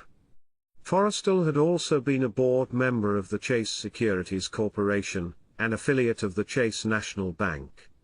Another Truman Defense Secretary was Robert A. Lovett, a partner of the powerful New York investment banking house of Brown Brothers, Harriman. At the same time that he was Secretary of Defense, Lovett continued to be a trustee of the Rockefeller Foundation. Secretary of the Air Force Thomas K. Finletter was a top Wall Street corporate lawyer and member of the board of the CFR while serving in the cabinet. Ambassador to Soviet Russia, Ambassador to Great Britain, and Secretary of Commerce in the Truman administration was the powerful multimillionaire W. Averell Harriman, an often underrated but dominant force, with the Democratic Party since the days of FDR. Harriman was a partner of Brown Brothers Harriman. Also ambassador to Great Britain under Truman was Lewis W. Douglas, brother-in-law of John J. McCloy, a trustee of the Rockefeller Foundation, and a board member of the Council on Foreign Relations. Following Douglas as ambassador to the Court of St. James was Walter S. Gifford, chairman of the board of AT&T, and member of the board of trustees of the Rockefeller Foundation for almost 2 decades. Ambassador to NATO under Truman was William H. Draper, Jr., vice president of Dillon, Reed and Company. Also influential in helping the Truman administration organize the Cold War was director of the policy planning staff of the State Department, Paul H. Nitze. Nitze, whose wife was a member of the Pratt family, associated with the Rockefeller family since the origins of Standard Oil, had been vice president of Dillon, Reed and Company when Truman entered the Korean War. He created an Office of Defense Mobilization to run the domestic economy during the war. The first director was Charles E. Electric Charlie Wilson, president of the Morgan-controlled General Electric Company, who also served as board member of the Morgan's Guaranty Trust Company. His 2 most influential assistants were Sidney J. Weinberg, ubiquitous senior partner in the Wall Street investment banking firm of Goldman Sachs and Company, and former General Lucius D. Clay, chairman of the board of Continental Can Company, and a director of the Lehman Corporation. Succeeding McCloy as president of the World Bank, and continuing in that post throughout the 2 terms of Dwight Eisenhower, was Eugene Black. Black had served for 14 years as vice president of the Chase National Bank, and was persuaded to take the World Bank post by the bank's chairman of the board, Winthrop W. Aldrich, brother-in-law of John D. Rockefeller Jr. The Eisenhower administration proved to be a field day for the Rockefeller interests. While president of Columbia University, Eisenhower was invited to high-level dinners where he met and was groomed for president by top leaders from the Rockefeller and Morgan ambits, including the chairman of the board of Rockefeller's Standard Oil of New Jersey, the presidents of 6 other big oil companies, including Standard of California and Socony Vacuum, and the executive vice president of J.P. Morgan and Company. One dinner was hosted by Clarence Dillon, the multimillionaire retired founder of Dillon, Reed and Company, where the guests included Russell B. Leffingwell, chairman of the board of both J.P. Morgan and Company and the CFR, before McCloy, John M. Schiff, a senior partner of the investment banking house of Kuhn, Loeb and Company, the financier Jeremiah Milbank, a director of the Chase Manhattan Bank, and John D. Rockefeller Jr. Even earlier, during 1949, Eisenhower had been introduced through a special study group to key figures in the CFR. The study group devised a plan to create a new organization called the American Assembly, in essence an expanded CFR study group, whose main function was reputedly to build up Eisenhower's prospects for the presidency. A leader of the Citizens for Eisenhower Committee, who later became Ike's ambassador to Great Britain, was the multimillionaire John Hay Whitney, scion of several wealthy families, whose granduncle, Oliver H. Payne, had been one of the associates of John D. Rockefeller, Sr. in founding the Standard Oil Company. Whitney was head of his own investment concern, J. H. Whitney and Company, and later became publisher of the New York Herald Tribune. Running foreign policy during the Eisenhower administration was the Dulles family, led by Secretary of State John Foster Dulles, who had also concluded the U.S. peace treaty with Japan under Harry Truman.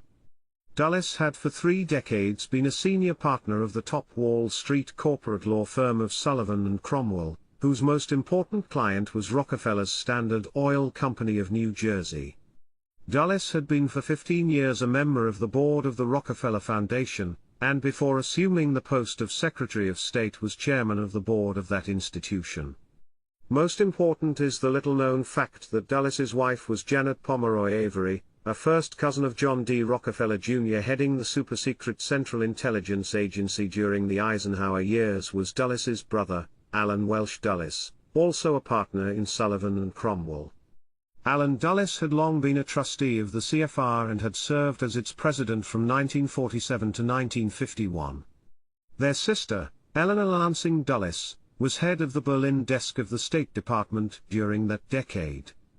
Under Secretary of State, and the man who succeeded John Foster Dulles in the spring 1959, was former Massachusetts Governor Christian A. Herter. Herter's wife, like Nitze's, was a member of the Pratt family. Indeed, his wife's uncle, Herbert L. Pratt, had been for many years president or chairman of the board of Standard Oil Company of New York. One of Mrs. Herter's cousins, Richardson Pratt, had served as assistant treasurer of Standard Oil of New Jersey up to 1945. Furthermore, one of Herter's own uncles, a physician, had been for many years treasurer of the Rockefeller Institute for Medical Research. Herter was succeeded as Undersecretary of State by Eisenhower's ambassador to France, C. Douglas Dillon, son of Clarence, and himself chairman of the board of Dillon, Reed and Company. Dillon was soon to become a trustee of the Rockefeller Foundation.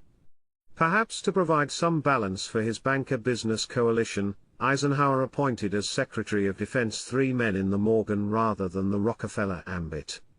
Charles B. Engine Charlie Wilson was president of General Motors, member of the board of J.P. Morgan Company. Wilson's successor, Neil H. McElroy, was president of Procter & Gamble Company. His board chairman, R.R. Dupree, was also a director of J.P. Morgan & Company. The third Secretary of Defense, who had been Undersecretary and Secretary of the Navy under Eisenhower, was Thomas S. Gates, Jr., who had been a partner of the Morgan-connected Philadelphia investment banking firm of Drexel & Company. When Gates stepped down as Defense Secretary, he became president of the newly formed flagship commercial bank for the Morgan interests, the Morgan Guaranty Trust Company, serving as Secretary of the Navy and then Deputy Secretary of Defense, and later Secretary of the Treasury, under Eisenhower, was Texas businessman Robert B. Anderson. After leaving the Defense Department, Anderson became a board member of the Rockefeller-controlled American Overseas Investing Company, and, before becoming Secretary of the Treasury, he borrowed $84,000 from Nelson A. Rockefeller to buy stock in Nelson's International Basic Economy Corporation. Head of the important Atomic Energy Commission during the Eisenhower years was Lewis L. Strauss.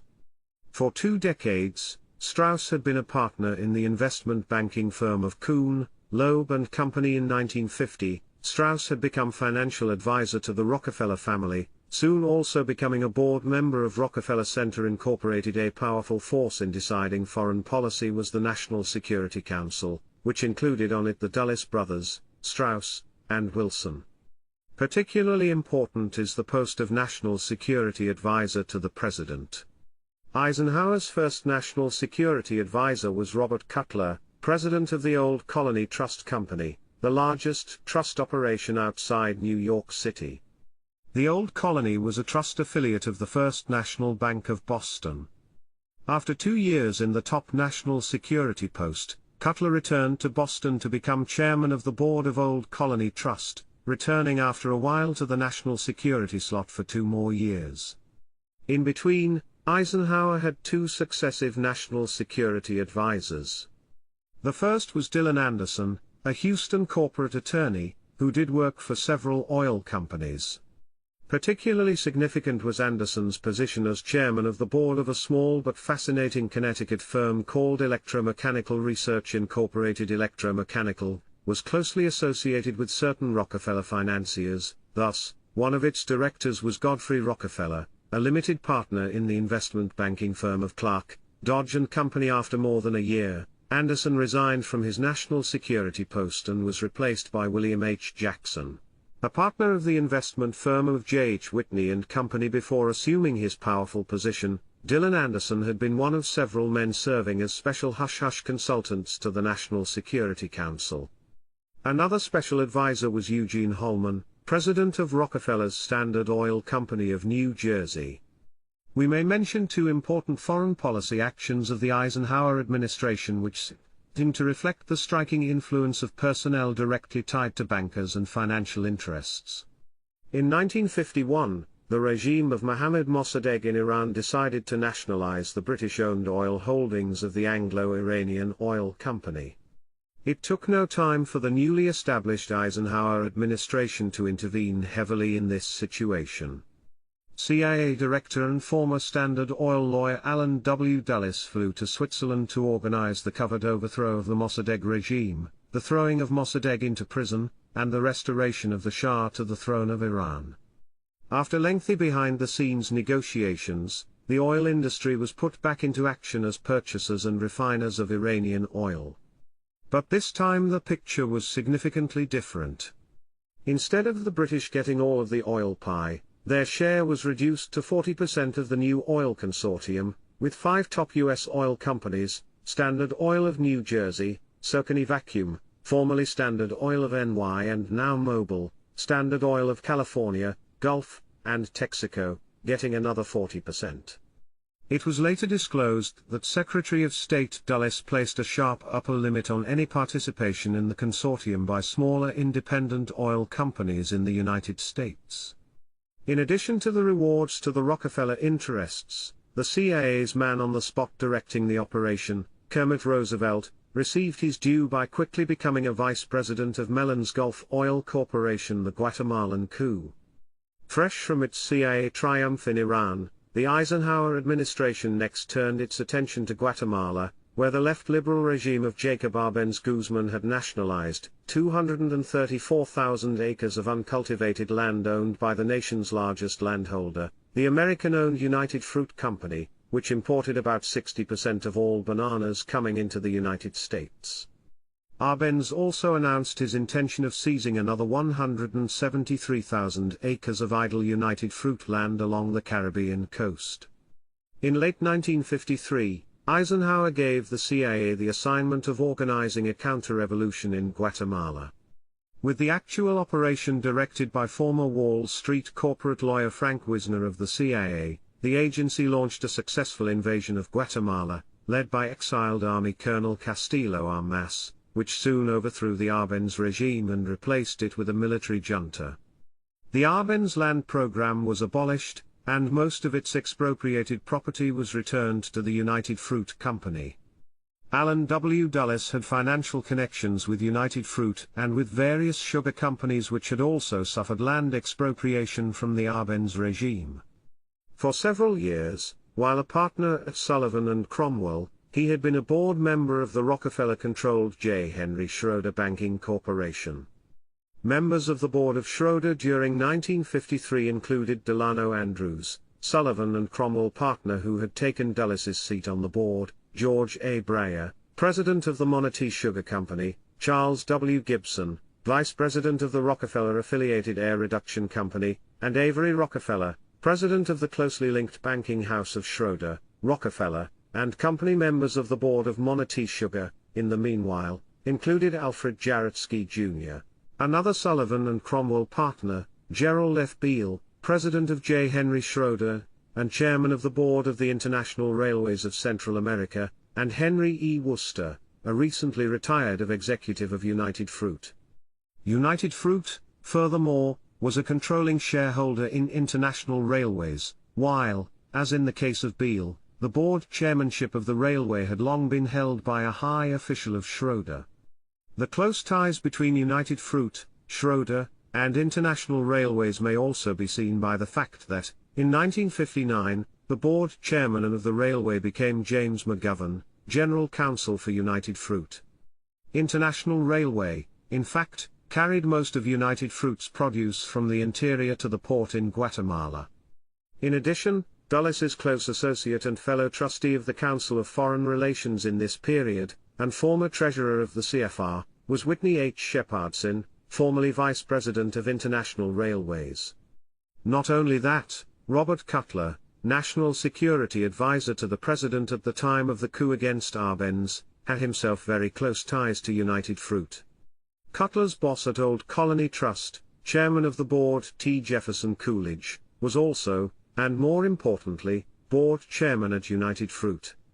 Indeed, many members of the board of United Fruit, a Boston-based company, were also on the board of Old Colony or its mother company, the First National Bank of Boston. Furthermore, during the period of planning the Guatemalan coup, and up till a few months before its success in 1954, the Assistant Secretary of State for Inter-American Affairs was John Morse Cabot, a well-known anti-Arbenz hawk. Cabot's brother Thomas D. was an executive of United Fruit and a member of the board of the First National Bank of Boston. The Council on Foreign Relations played an important role in the Guatemalan invasion. It began in the fall of 1952, when Spruill Braden, a former Assistant Secretary of State for Inter-American Affairs and then consultant for United Fruit, led a CFR study group on political unrest in Latin America. Discussion leader at the first meeting of the CFR Braden Group was John McClintock, an executive of United Fruit. Former leading New Dealer and Assistant Secretary of State Adolph A. Burl Jr., a participant in the study group, recorded in his diary that the United States should welcome an overthrow of the Arbenz government, and noted that, "I am arranging to see Nelson Rockefeller, himself Assistant Secretary of State for Inter-American Affairs during World War II, who knows the situation and can work a little with General Eisenhower." In the actual Guatemalan operation, President Eisenhower himself was a CFR member, as were Allen Dulles, John M. Cabot and Frank Wisner, the man in charge of the coup and the CIA's Deputy Director for Plans. Of the 12 people in the U.S. government identified as being involved at the top level in the Guatemalan affair, 8 were CFR members or would be within a few years.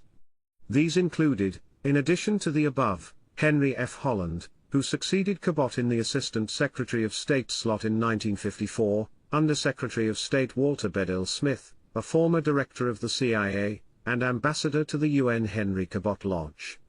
Paving the way for the coup was a public report, issued in December 1953 by the Committee on International Policy of the National Planning Association on the Guatemalan situation.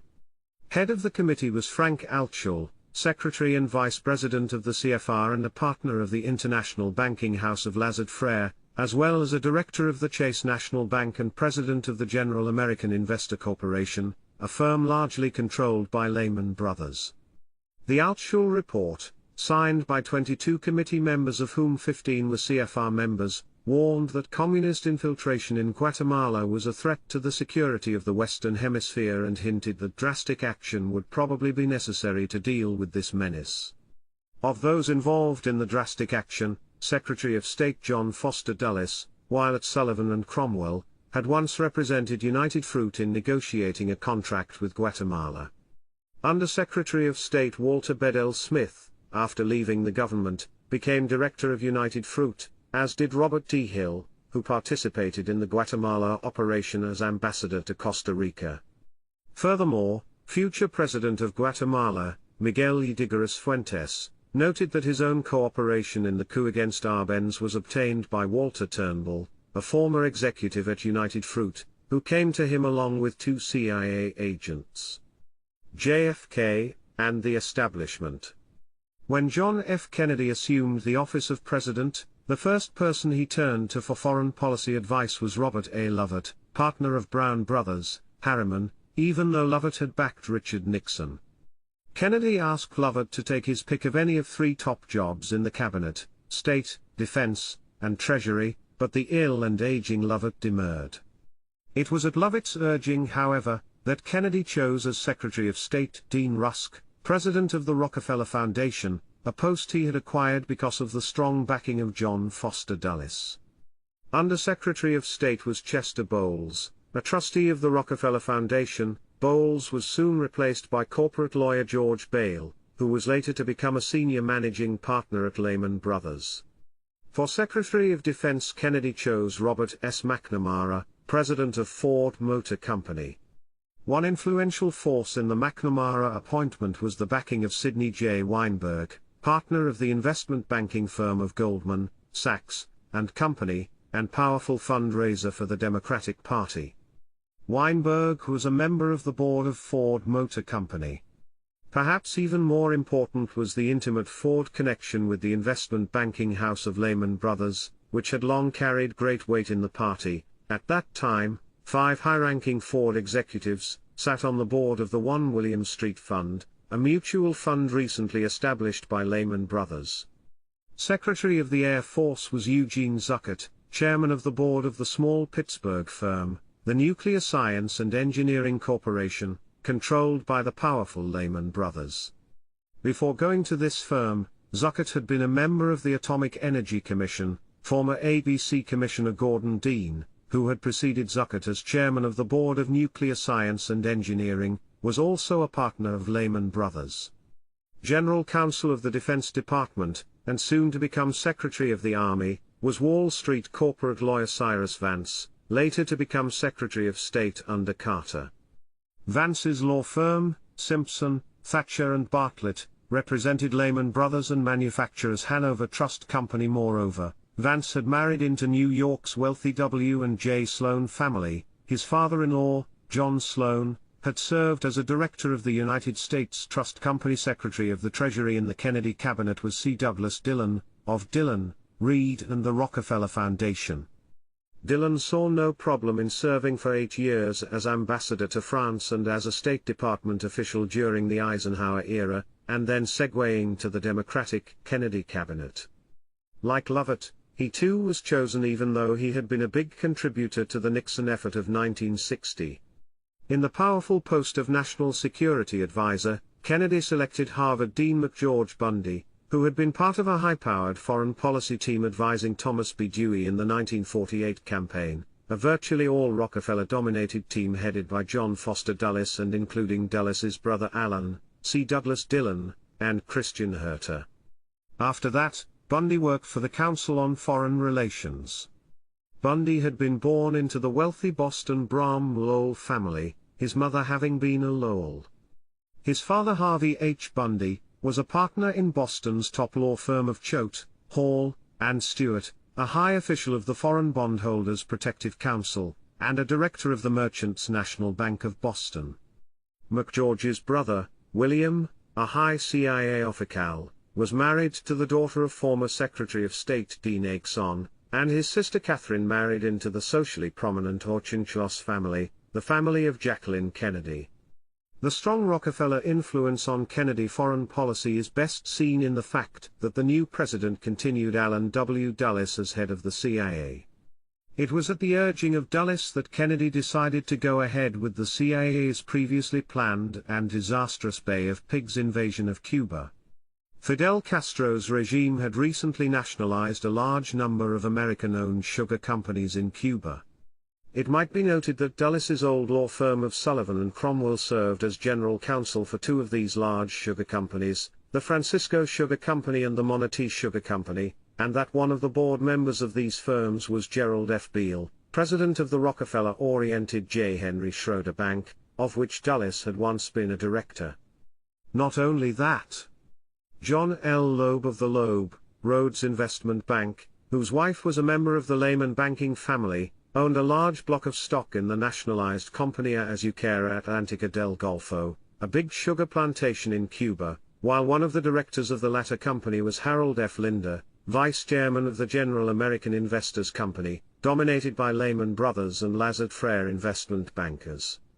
Linder was appointed head of the Export-Import Bank by President Kennedy. After the Bay of Pigs fiasco, Dulles was replaced as head of the CIA by West Coast industrialist John A. McCone, who also had the capacity to serve the administrations of either party with equal ease. Under-Secretary of the Air Force under Truman and head of the Atomic Energy Commission under Eisenhower, McCone was president of the Bechtel MC Cone Corporation, and represents the first major incursion of the international Bechtel construction interests into American politics. McCone was also a board member of the California Bank of Los Angeles, and of the Rockefeller-dominated Standard Oil Company of California. The CIA was also heavily involved about this time in the short-lived Katanga secession movement in the old Belgian Congo. One of the largest of the American companies in Katanga, and a major backer of the secession movement, was the Anglo-American Corporation of South Africa, one of whose partners was mining magnate Charles W. Engelhard. Engelhard's investment banker was Dillon, Reed, the family firm of Kennedy's Secretary of the Treasury, C. Douglas Dillon. We have seen that Mr. Establishment, the Rockefeller-oriented John J. McCloy, served as Kennedy's special advisor on disarmament. When the U.S. Arms Control and Disarmament Agency was created in the fall of 1961, its first head was William C. Foster, former Undersecretary of State and Defense under Truman. In between, Foster had served as a high official of the Olin Matheson Chemical Corporation, and then board chairman of the Rockefeller-dominated United Nuclear Corporation. Foster was also a director of the CFR. Kennedy continued Rockefeller's Eugene Black as head of the powerful World Bank. When Black reached retirement age in 1962, he was replaced by George D. Woods, chairman of the board of the prominent investment bank, First Boston Corporation. Woods had many connections with the Rockefeller interests, including being a director of the Chase International Investment Corporation, of the Rockefeller Foundation, and of other Rockefeller-dominated concerns. Two important foreign policy actions of the Kennedy administration were the Cuban Missile Crisis, and the escalation of the war in Vietnam. Kennedy was advised during the Cuban Missile Crisis by an ad hoc group called the ExComm, which included, along with his official major foreign policy advisors, Robert A. Lovett, and John J. McCloy. In the Vietnam War, Kennedy brought in as ambassador to South Vietnam the Boston Brahmin and Morgan-oriented Henry Cabot Lodge, who had been Eisenhower's ambassador to the United Nations and who had run for vice president on the Nixon ticket in 1960. Virtually the last foreign policy act of John F. Kennedy was to give the green light to Lodge and the CIA to oust, and murder, South Vietnamese President Ngo Dinh Diem. LBJ, and the power elite. Lyndon Johnson's foreign policy was dominated by his escalation of the Vietnam conflict into a full-scale, if undeclared, war, and of the increasing splits over the war among the financial power elite. Johnson retained the hawkish Rusk, McNamara, McCone, and Lodge in their posts. As newly minted Vietnam doves were ousted from foreign policy positions, they were replaced by hawks. Thus, William Bundy became Assistant Secretary of State for Far Eastern Affairs, at the same time becoming a director of the CFR. On the other hand, the increasingly critical W. Averell Harriman was ousted from his post of Undersecretary of State. Cyrus Vance continued as Johnson's Secretary of the Army. When he rose to Deputy Secretary of Defense, he was replaced by Vance's old friend and roommate at Yale, Stanley R. Reza. Reza was a partner in the major Wall Street law firm of Debevoise, Plimpton, Lyons, and Gates, and was the brother-in-law of economist and banker Gabriel Haig, president of the Manufacturers Hanover Trust, and treasurer of the CFR. Reza had married into the Pillsbury Flour family of Minneapolis, which had long been connected with the holding company, the Northwest Ban Corporation. After Vance retired as Deputy Secretary of Defense to return to law practice, he was replaced by Johnson's hardline Secretary of the Navy Paul Nitze, former partner of Dillon, Reed, whose wife was a member of the Rockefeller-connected Pratt family. One important meeting at which it was decided to escalate the Vietnam War was held in July 1965. The meeting consisted of Johnson, his designated foreign policy and military officials, and three key unofficial advisors, Clark M. Clifford, the chairman of the President's Foreign Intelligence Advisory Board, and an attorney for the DuPonts and the Morgan-dominated General Electric Company, Arthur H. Dean, a partner in Rockefeller-oriented Sullivan and Cromwell, and a director of the CFR, and the ubiquitous John J. McCloy. Shortly after the meeting, a distinguished National Committee of Power elite figures was formed to back President Johnson's aggressive policies in Vietnam. Chairman of the committee was Arthur H. Dean. Other members were Dean Acheson, Eugene Black, who, after retiring as head of the World Bank, returned to be a director of Chase Manhattan, Gabriel Haig of Manufacturers Trust and the CFR, David Rockefeller, president of the Chase Manhattan Bank and a vice president of the CFR, and two board members of AT&T, William B. Murphy and James R. Killian Jr. Indeed, of the 46 members of this pro-Vietnam War committee, 19 were prominent businessmen, bankers or corporate lawyers. Later, when Johnson needed to raise taxes to supply more funds for the war effort, he selected 13 businessmen to head the lobbying effort. A fascinating aspect of the Johnson administration was the heavy influence of men connected with the powerful Democratic investment banking house of Lehman Brothers. Johnson's first Undersecretary of State, George Ball, who left because of increasing disillusionment with the Vietnam War, would later become a key partner of Lehman Brothers. Johnson's most influential unofficial advisor was longtime and personal legal and financial advisor, Edwin L. Weil, a New York attorney who was a senior law partner to Cyrus Vance at Simpson, Thatcher, and Bartlett. Not only was this law firm the general counsel to Lehman Brothers, but Weil himself was dubbed by Fortune magazine as Lehman's 18th partner. Weil had great influence at Lehman and occasionally sat in on partners' meetings. He was also reputed to be the closest friend of senior partner Robert Lehman, and sat on the board of the Lehman-controlled 1 William Street Fund. Another very close and influential Johnson advisor, and a consistent hardliner on Vietnam, was his old friend Abe Fortas, a Washington lawyer and veteran New Dealer.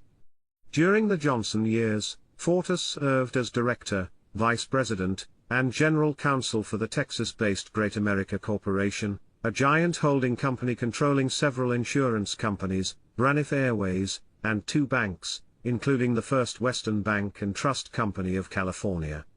During the same period, Fortas was also a director and vice president of the large Federated department stores. Both Federated and Great America had close ties with Lehman Brothers. Fred Lazarus Jr., a top official of Federated, sat on the board of the Lehman-controlled 1 William Street Fund, along with Edwin Weil. And the only 2 non-Texans on the board of Great America Corporation were William H. Osborne Jr., of Lehman Brothers, and Gustav L. Levy, a partner in the closely allied Wall Street investment bank of Goldman Sachs and Company. Goldman Sachs was the senior banking advisor for the Murchison Texas oil interests, a group with whom Lyndon Johnson was personally allied. Finally, after Henry Cabot Lodge retired as the hawkish ambassador to South Vietnam in 1967, he was replaced by Ellsworth Bunker. Bunker, who had been president of the National Sugar Refining Company, served as ambassador to various countries in the Eisenhower administration, and then ambassador to the Organization of American States under Johnson. Bunker was connected to John L. Loeb, the Lehman kinsman who headed the investment banking firm of Carl M. Loeb, Rhodes and Company. Loeb placed Bunker on the board of Curtis Publishing Company, after he obtained control of that firm for Loeb, Rhodes. Loeb also installed Bunker's son, John, as president of Curtis.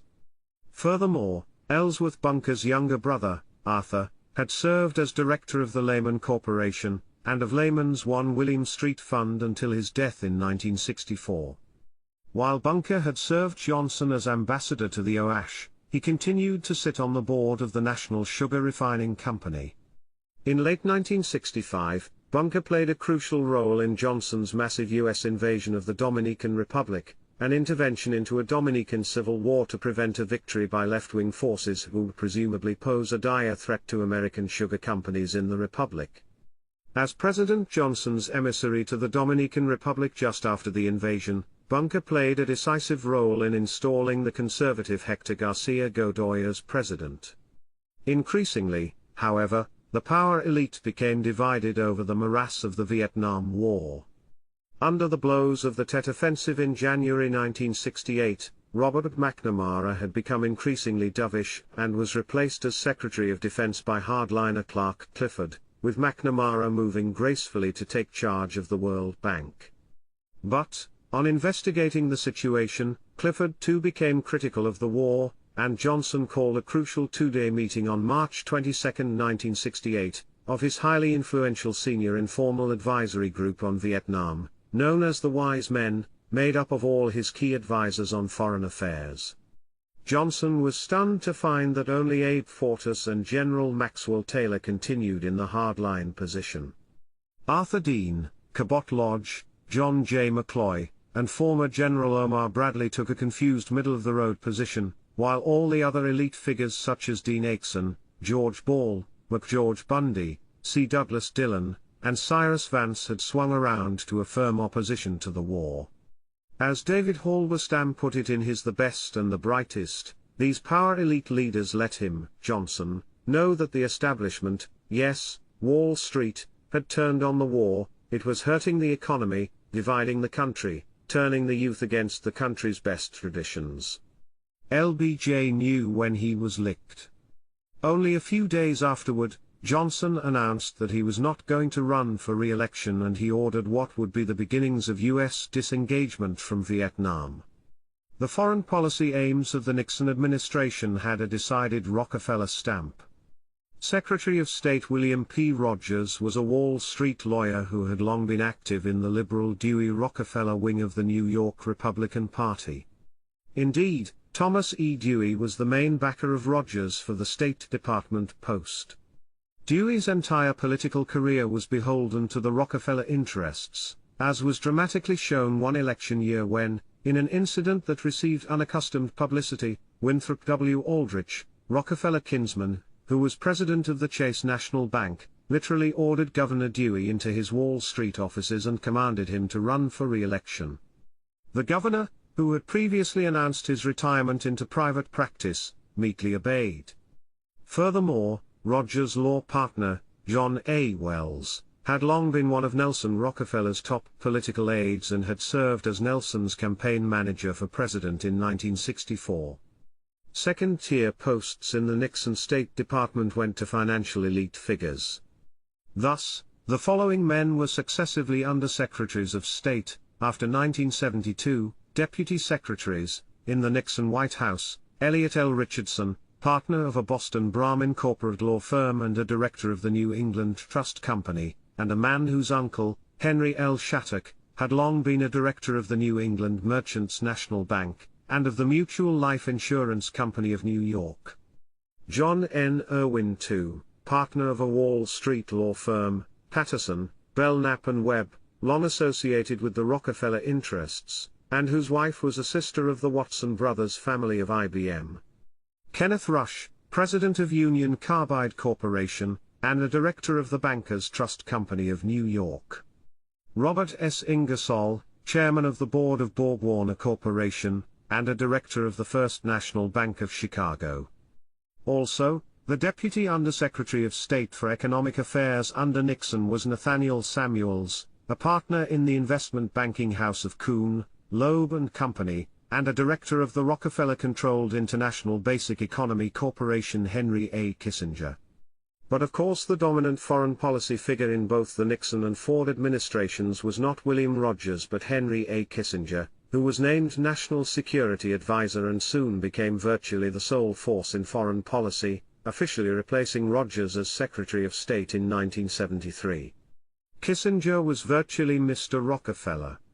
As a Harvard political scientist, Kissinger had been discovered by John J. McCloy, and made director of a CFR group to study the Soviet threat in the nuclear age.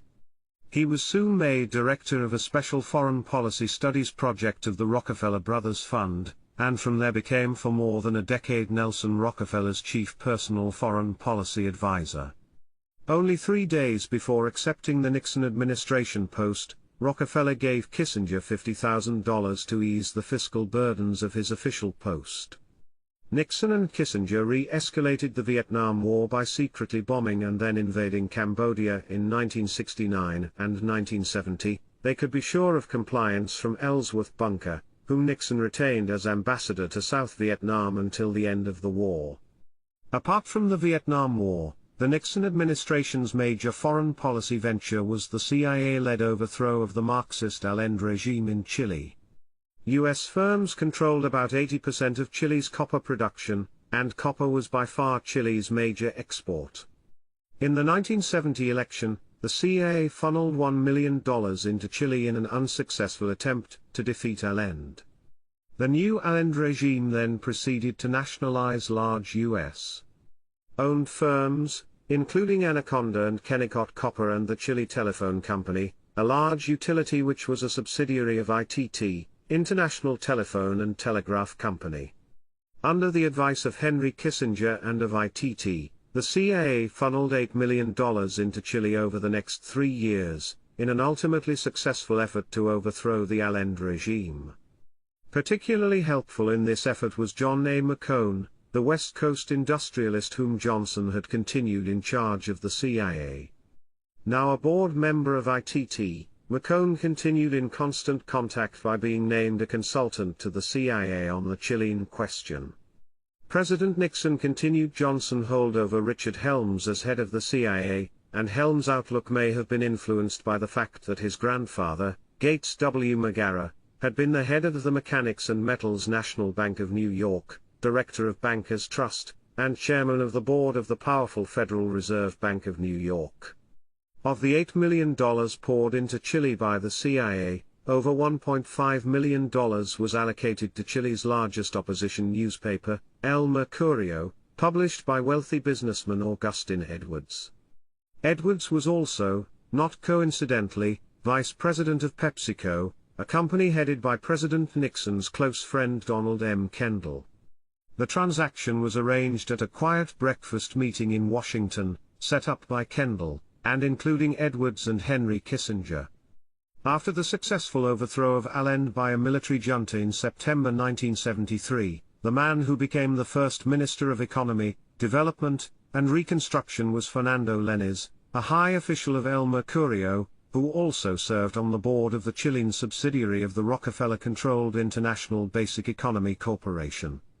Richard Nixon also established, for the first time, diplomatic relations with Communist China.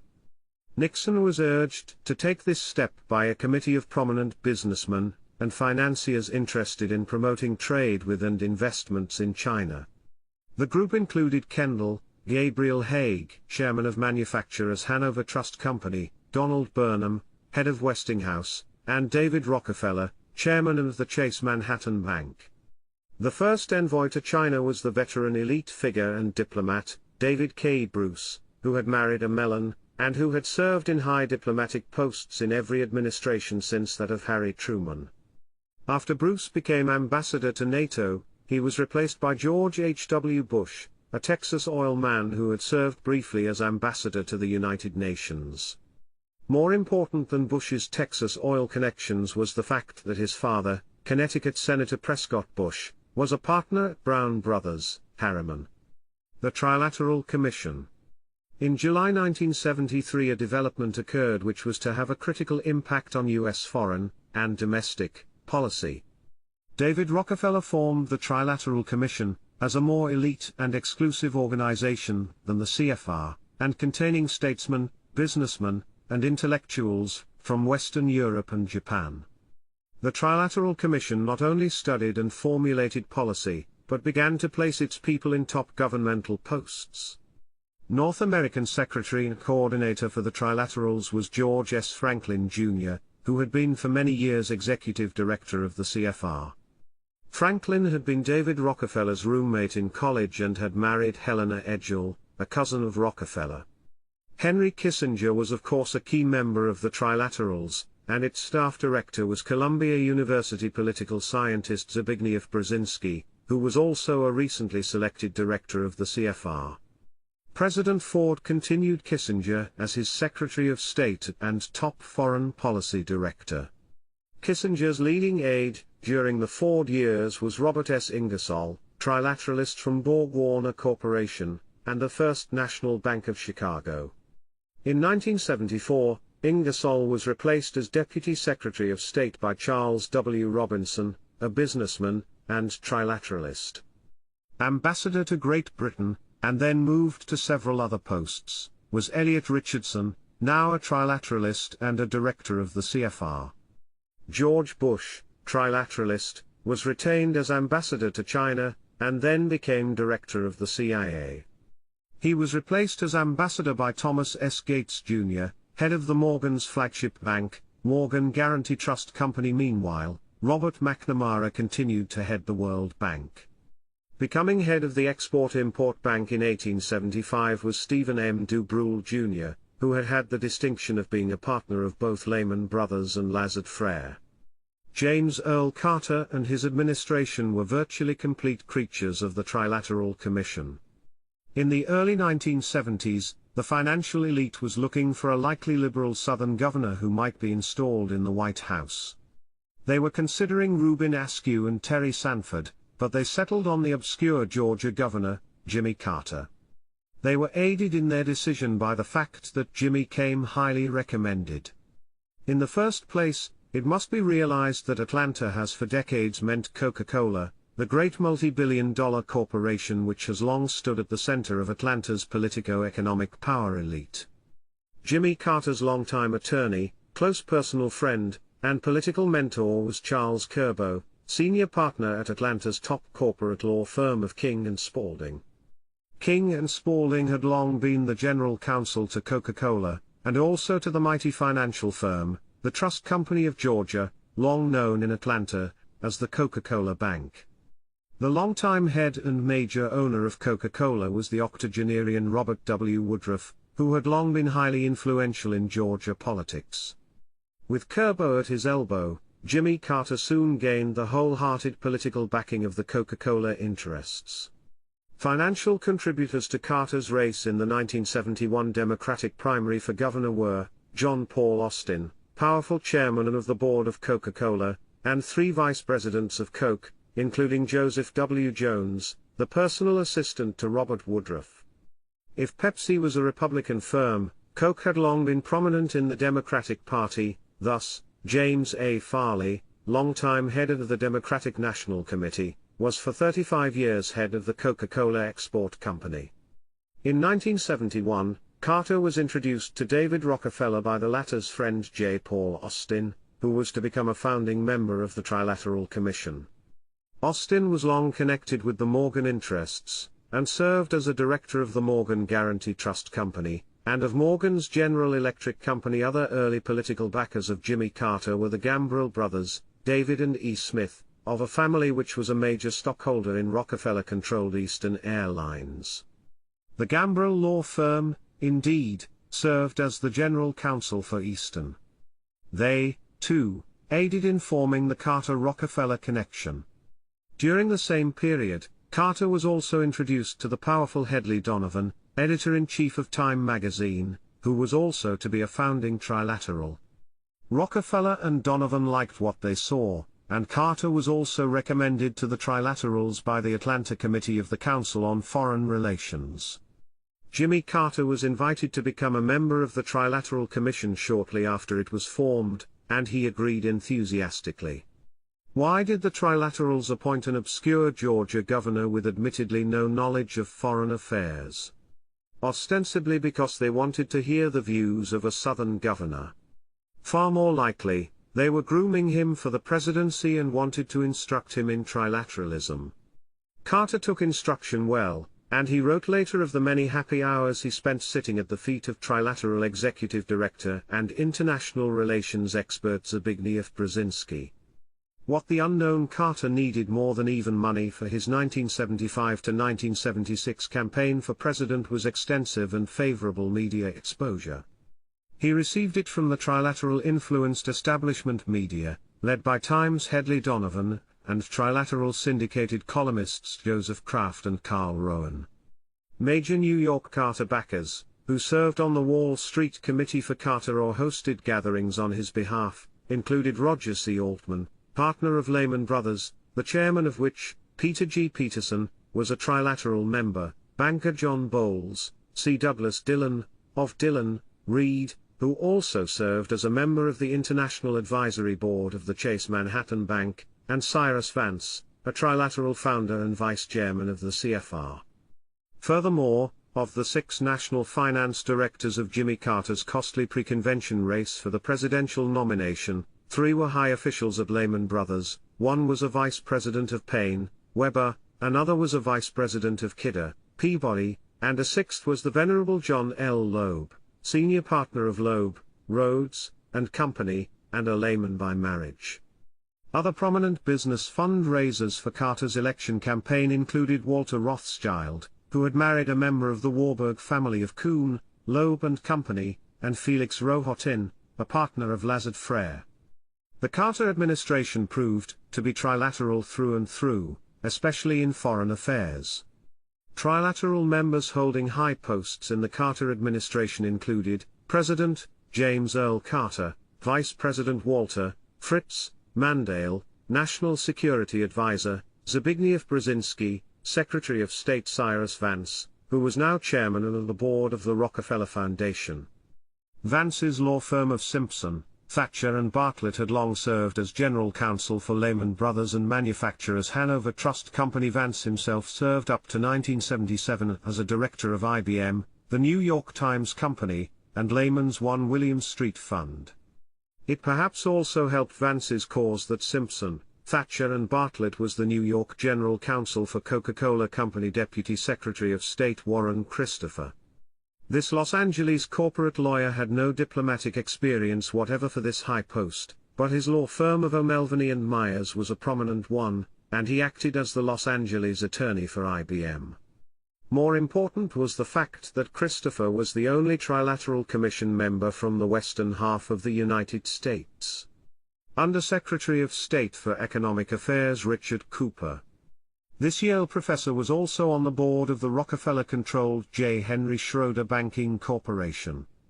Undersecretary of State for Security Assistance, Science, and Technology Lucy Wilson Benson. Mrs. Benson had been a long-time president of the League of Women Votes and highly active in Common Cause. She was also a board member of the Lehman-oriented Federated Department Stores. Assistant Secretary of State for East Asian and Pacific Affairs Richard Holbrook. Ambassador at Large, Henry D. Owen, of the Brookings Institution and the CFR. Ambassador at Large for the Law of the Sea Treaty, Elliot Richardson. Ambassador at Large for Non-Proliferation Matters, Nuclear Weapons Negotiations, Gerald C. Smith, head of the U.S. delegation at the SALT talks under Nixon, Washington attorney at Wilmer, Cutler, and Pickering, and North American chairman of the Trilateral Commission. Ambassador to the United Nations Andrew Young.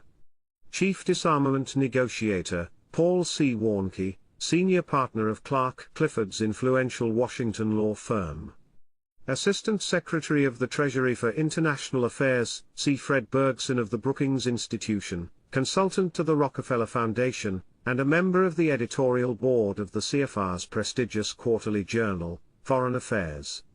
Ambassador to Communist China, Leonard Woodcock, formerly head of the United Automobile Workers.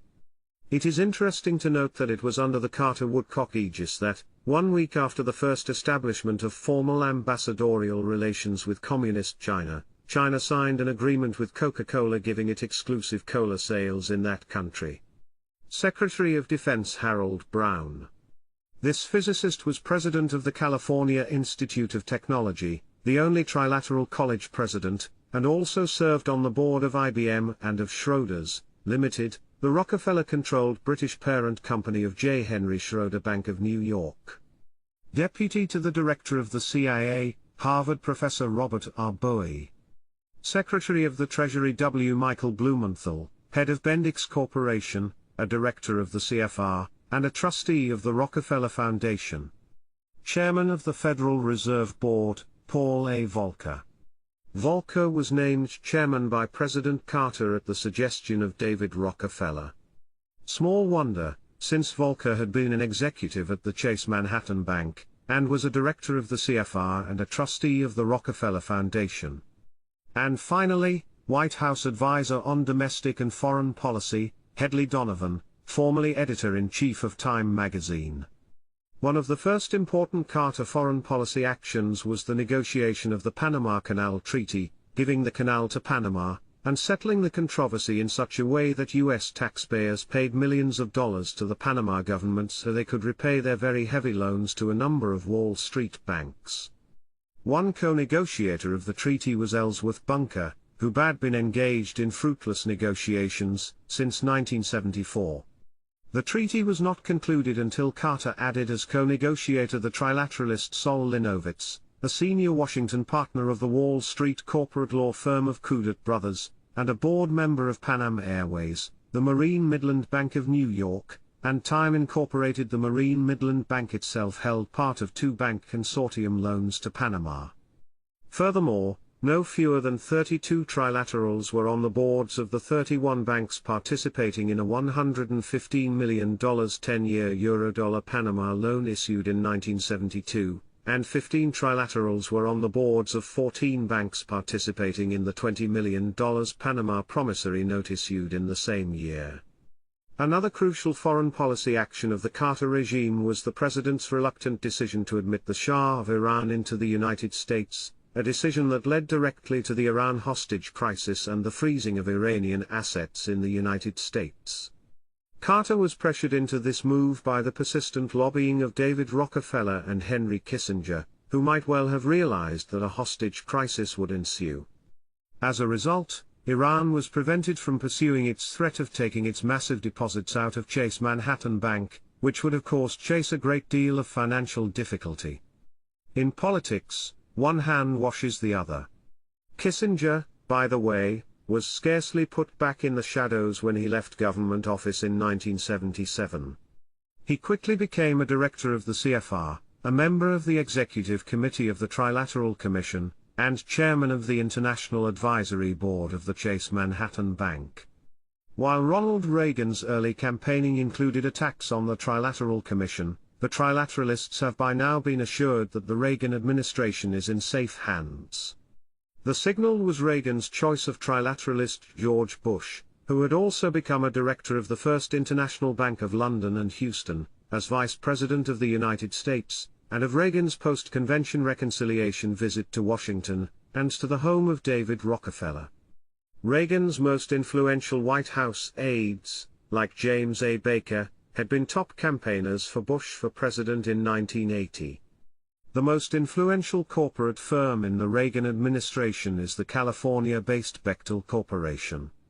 Bechtel Vice President and General Counsel Caspar Weinberger, a trilateralist, is Secretary of Defense, and fellow top Bechtel executive George Shultz, former board member of Borg-Warner Corp., General American Transportation Corporation, and Stein, Rowe & Farnham Balanced Fund, is Secretary of State.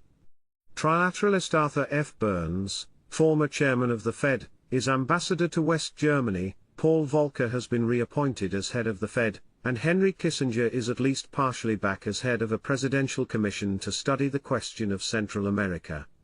It is hard to see how the Trilateralists can lose in the 1984 elections. On the Republican ticket they have George Bush, the heir apparent to Ronald Reagan, and in the Democratic race the two front-runners, Walter Mondale and John Glenn, are both trilateralists, as is Alan Cranston of California. And, as a long shot, John Anderson of the National Unity Party, is also a trilateral member. To paraphrase a famous statement by White House aide Jack Valenti about Lyndon Johnson, the trilateralists and the financial power elite can sleep well at night regardless of who wins in 1984.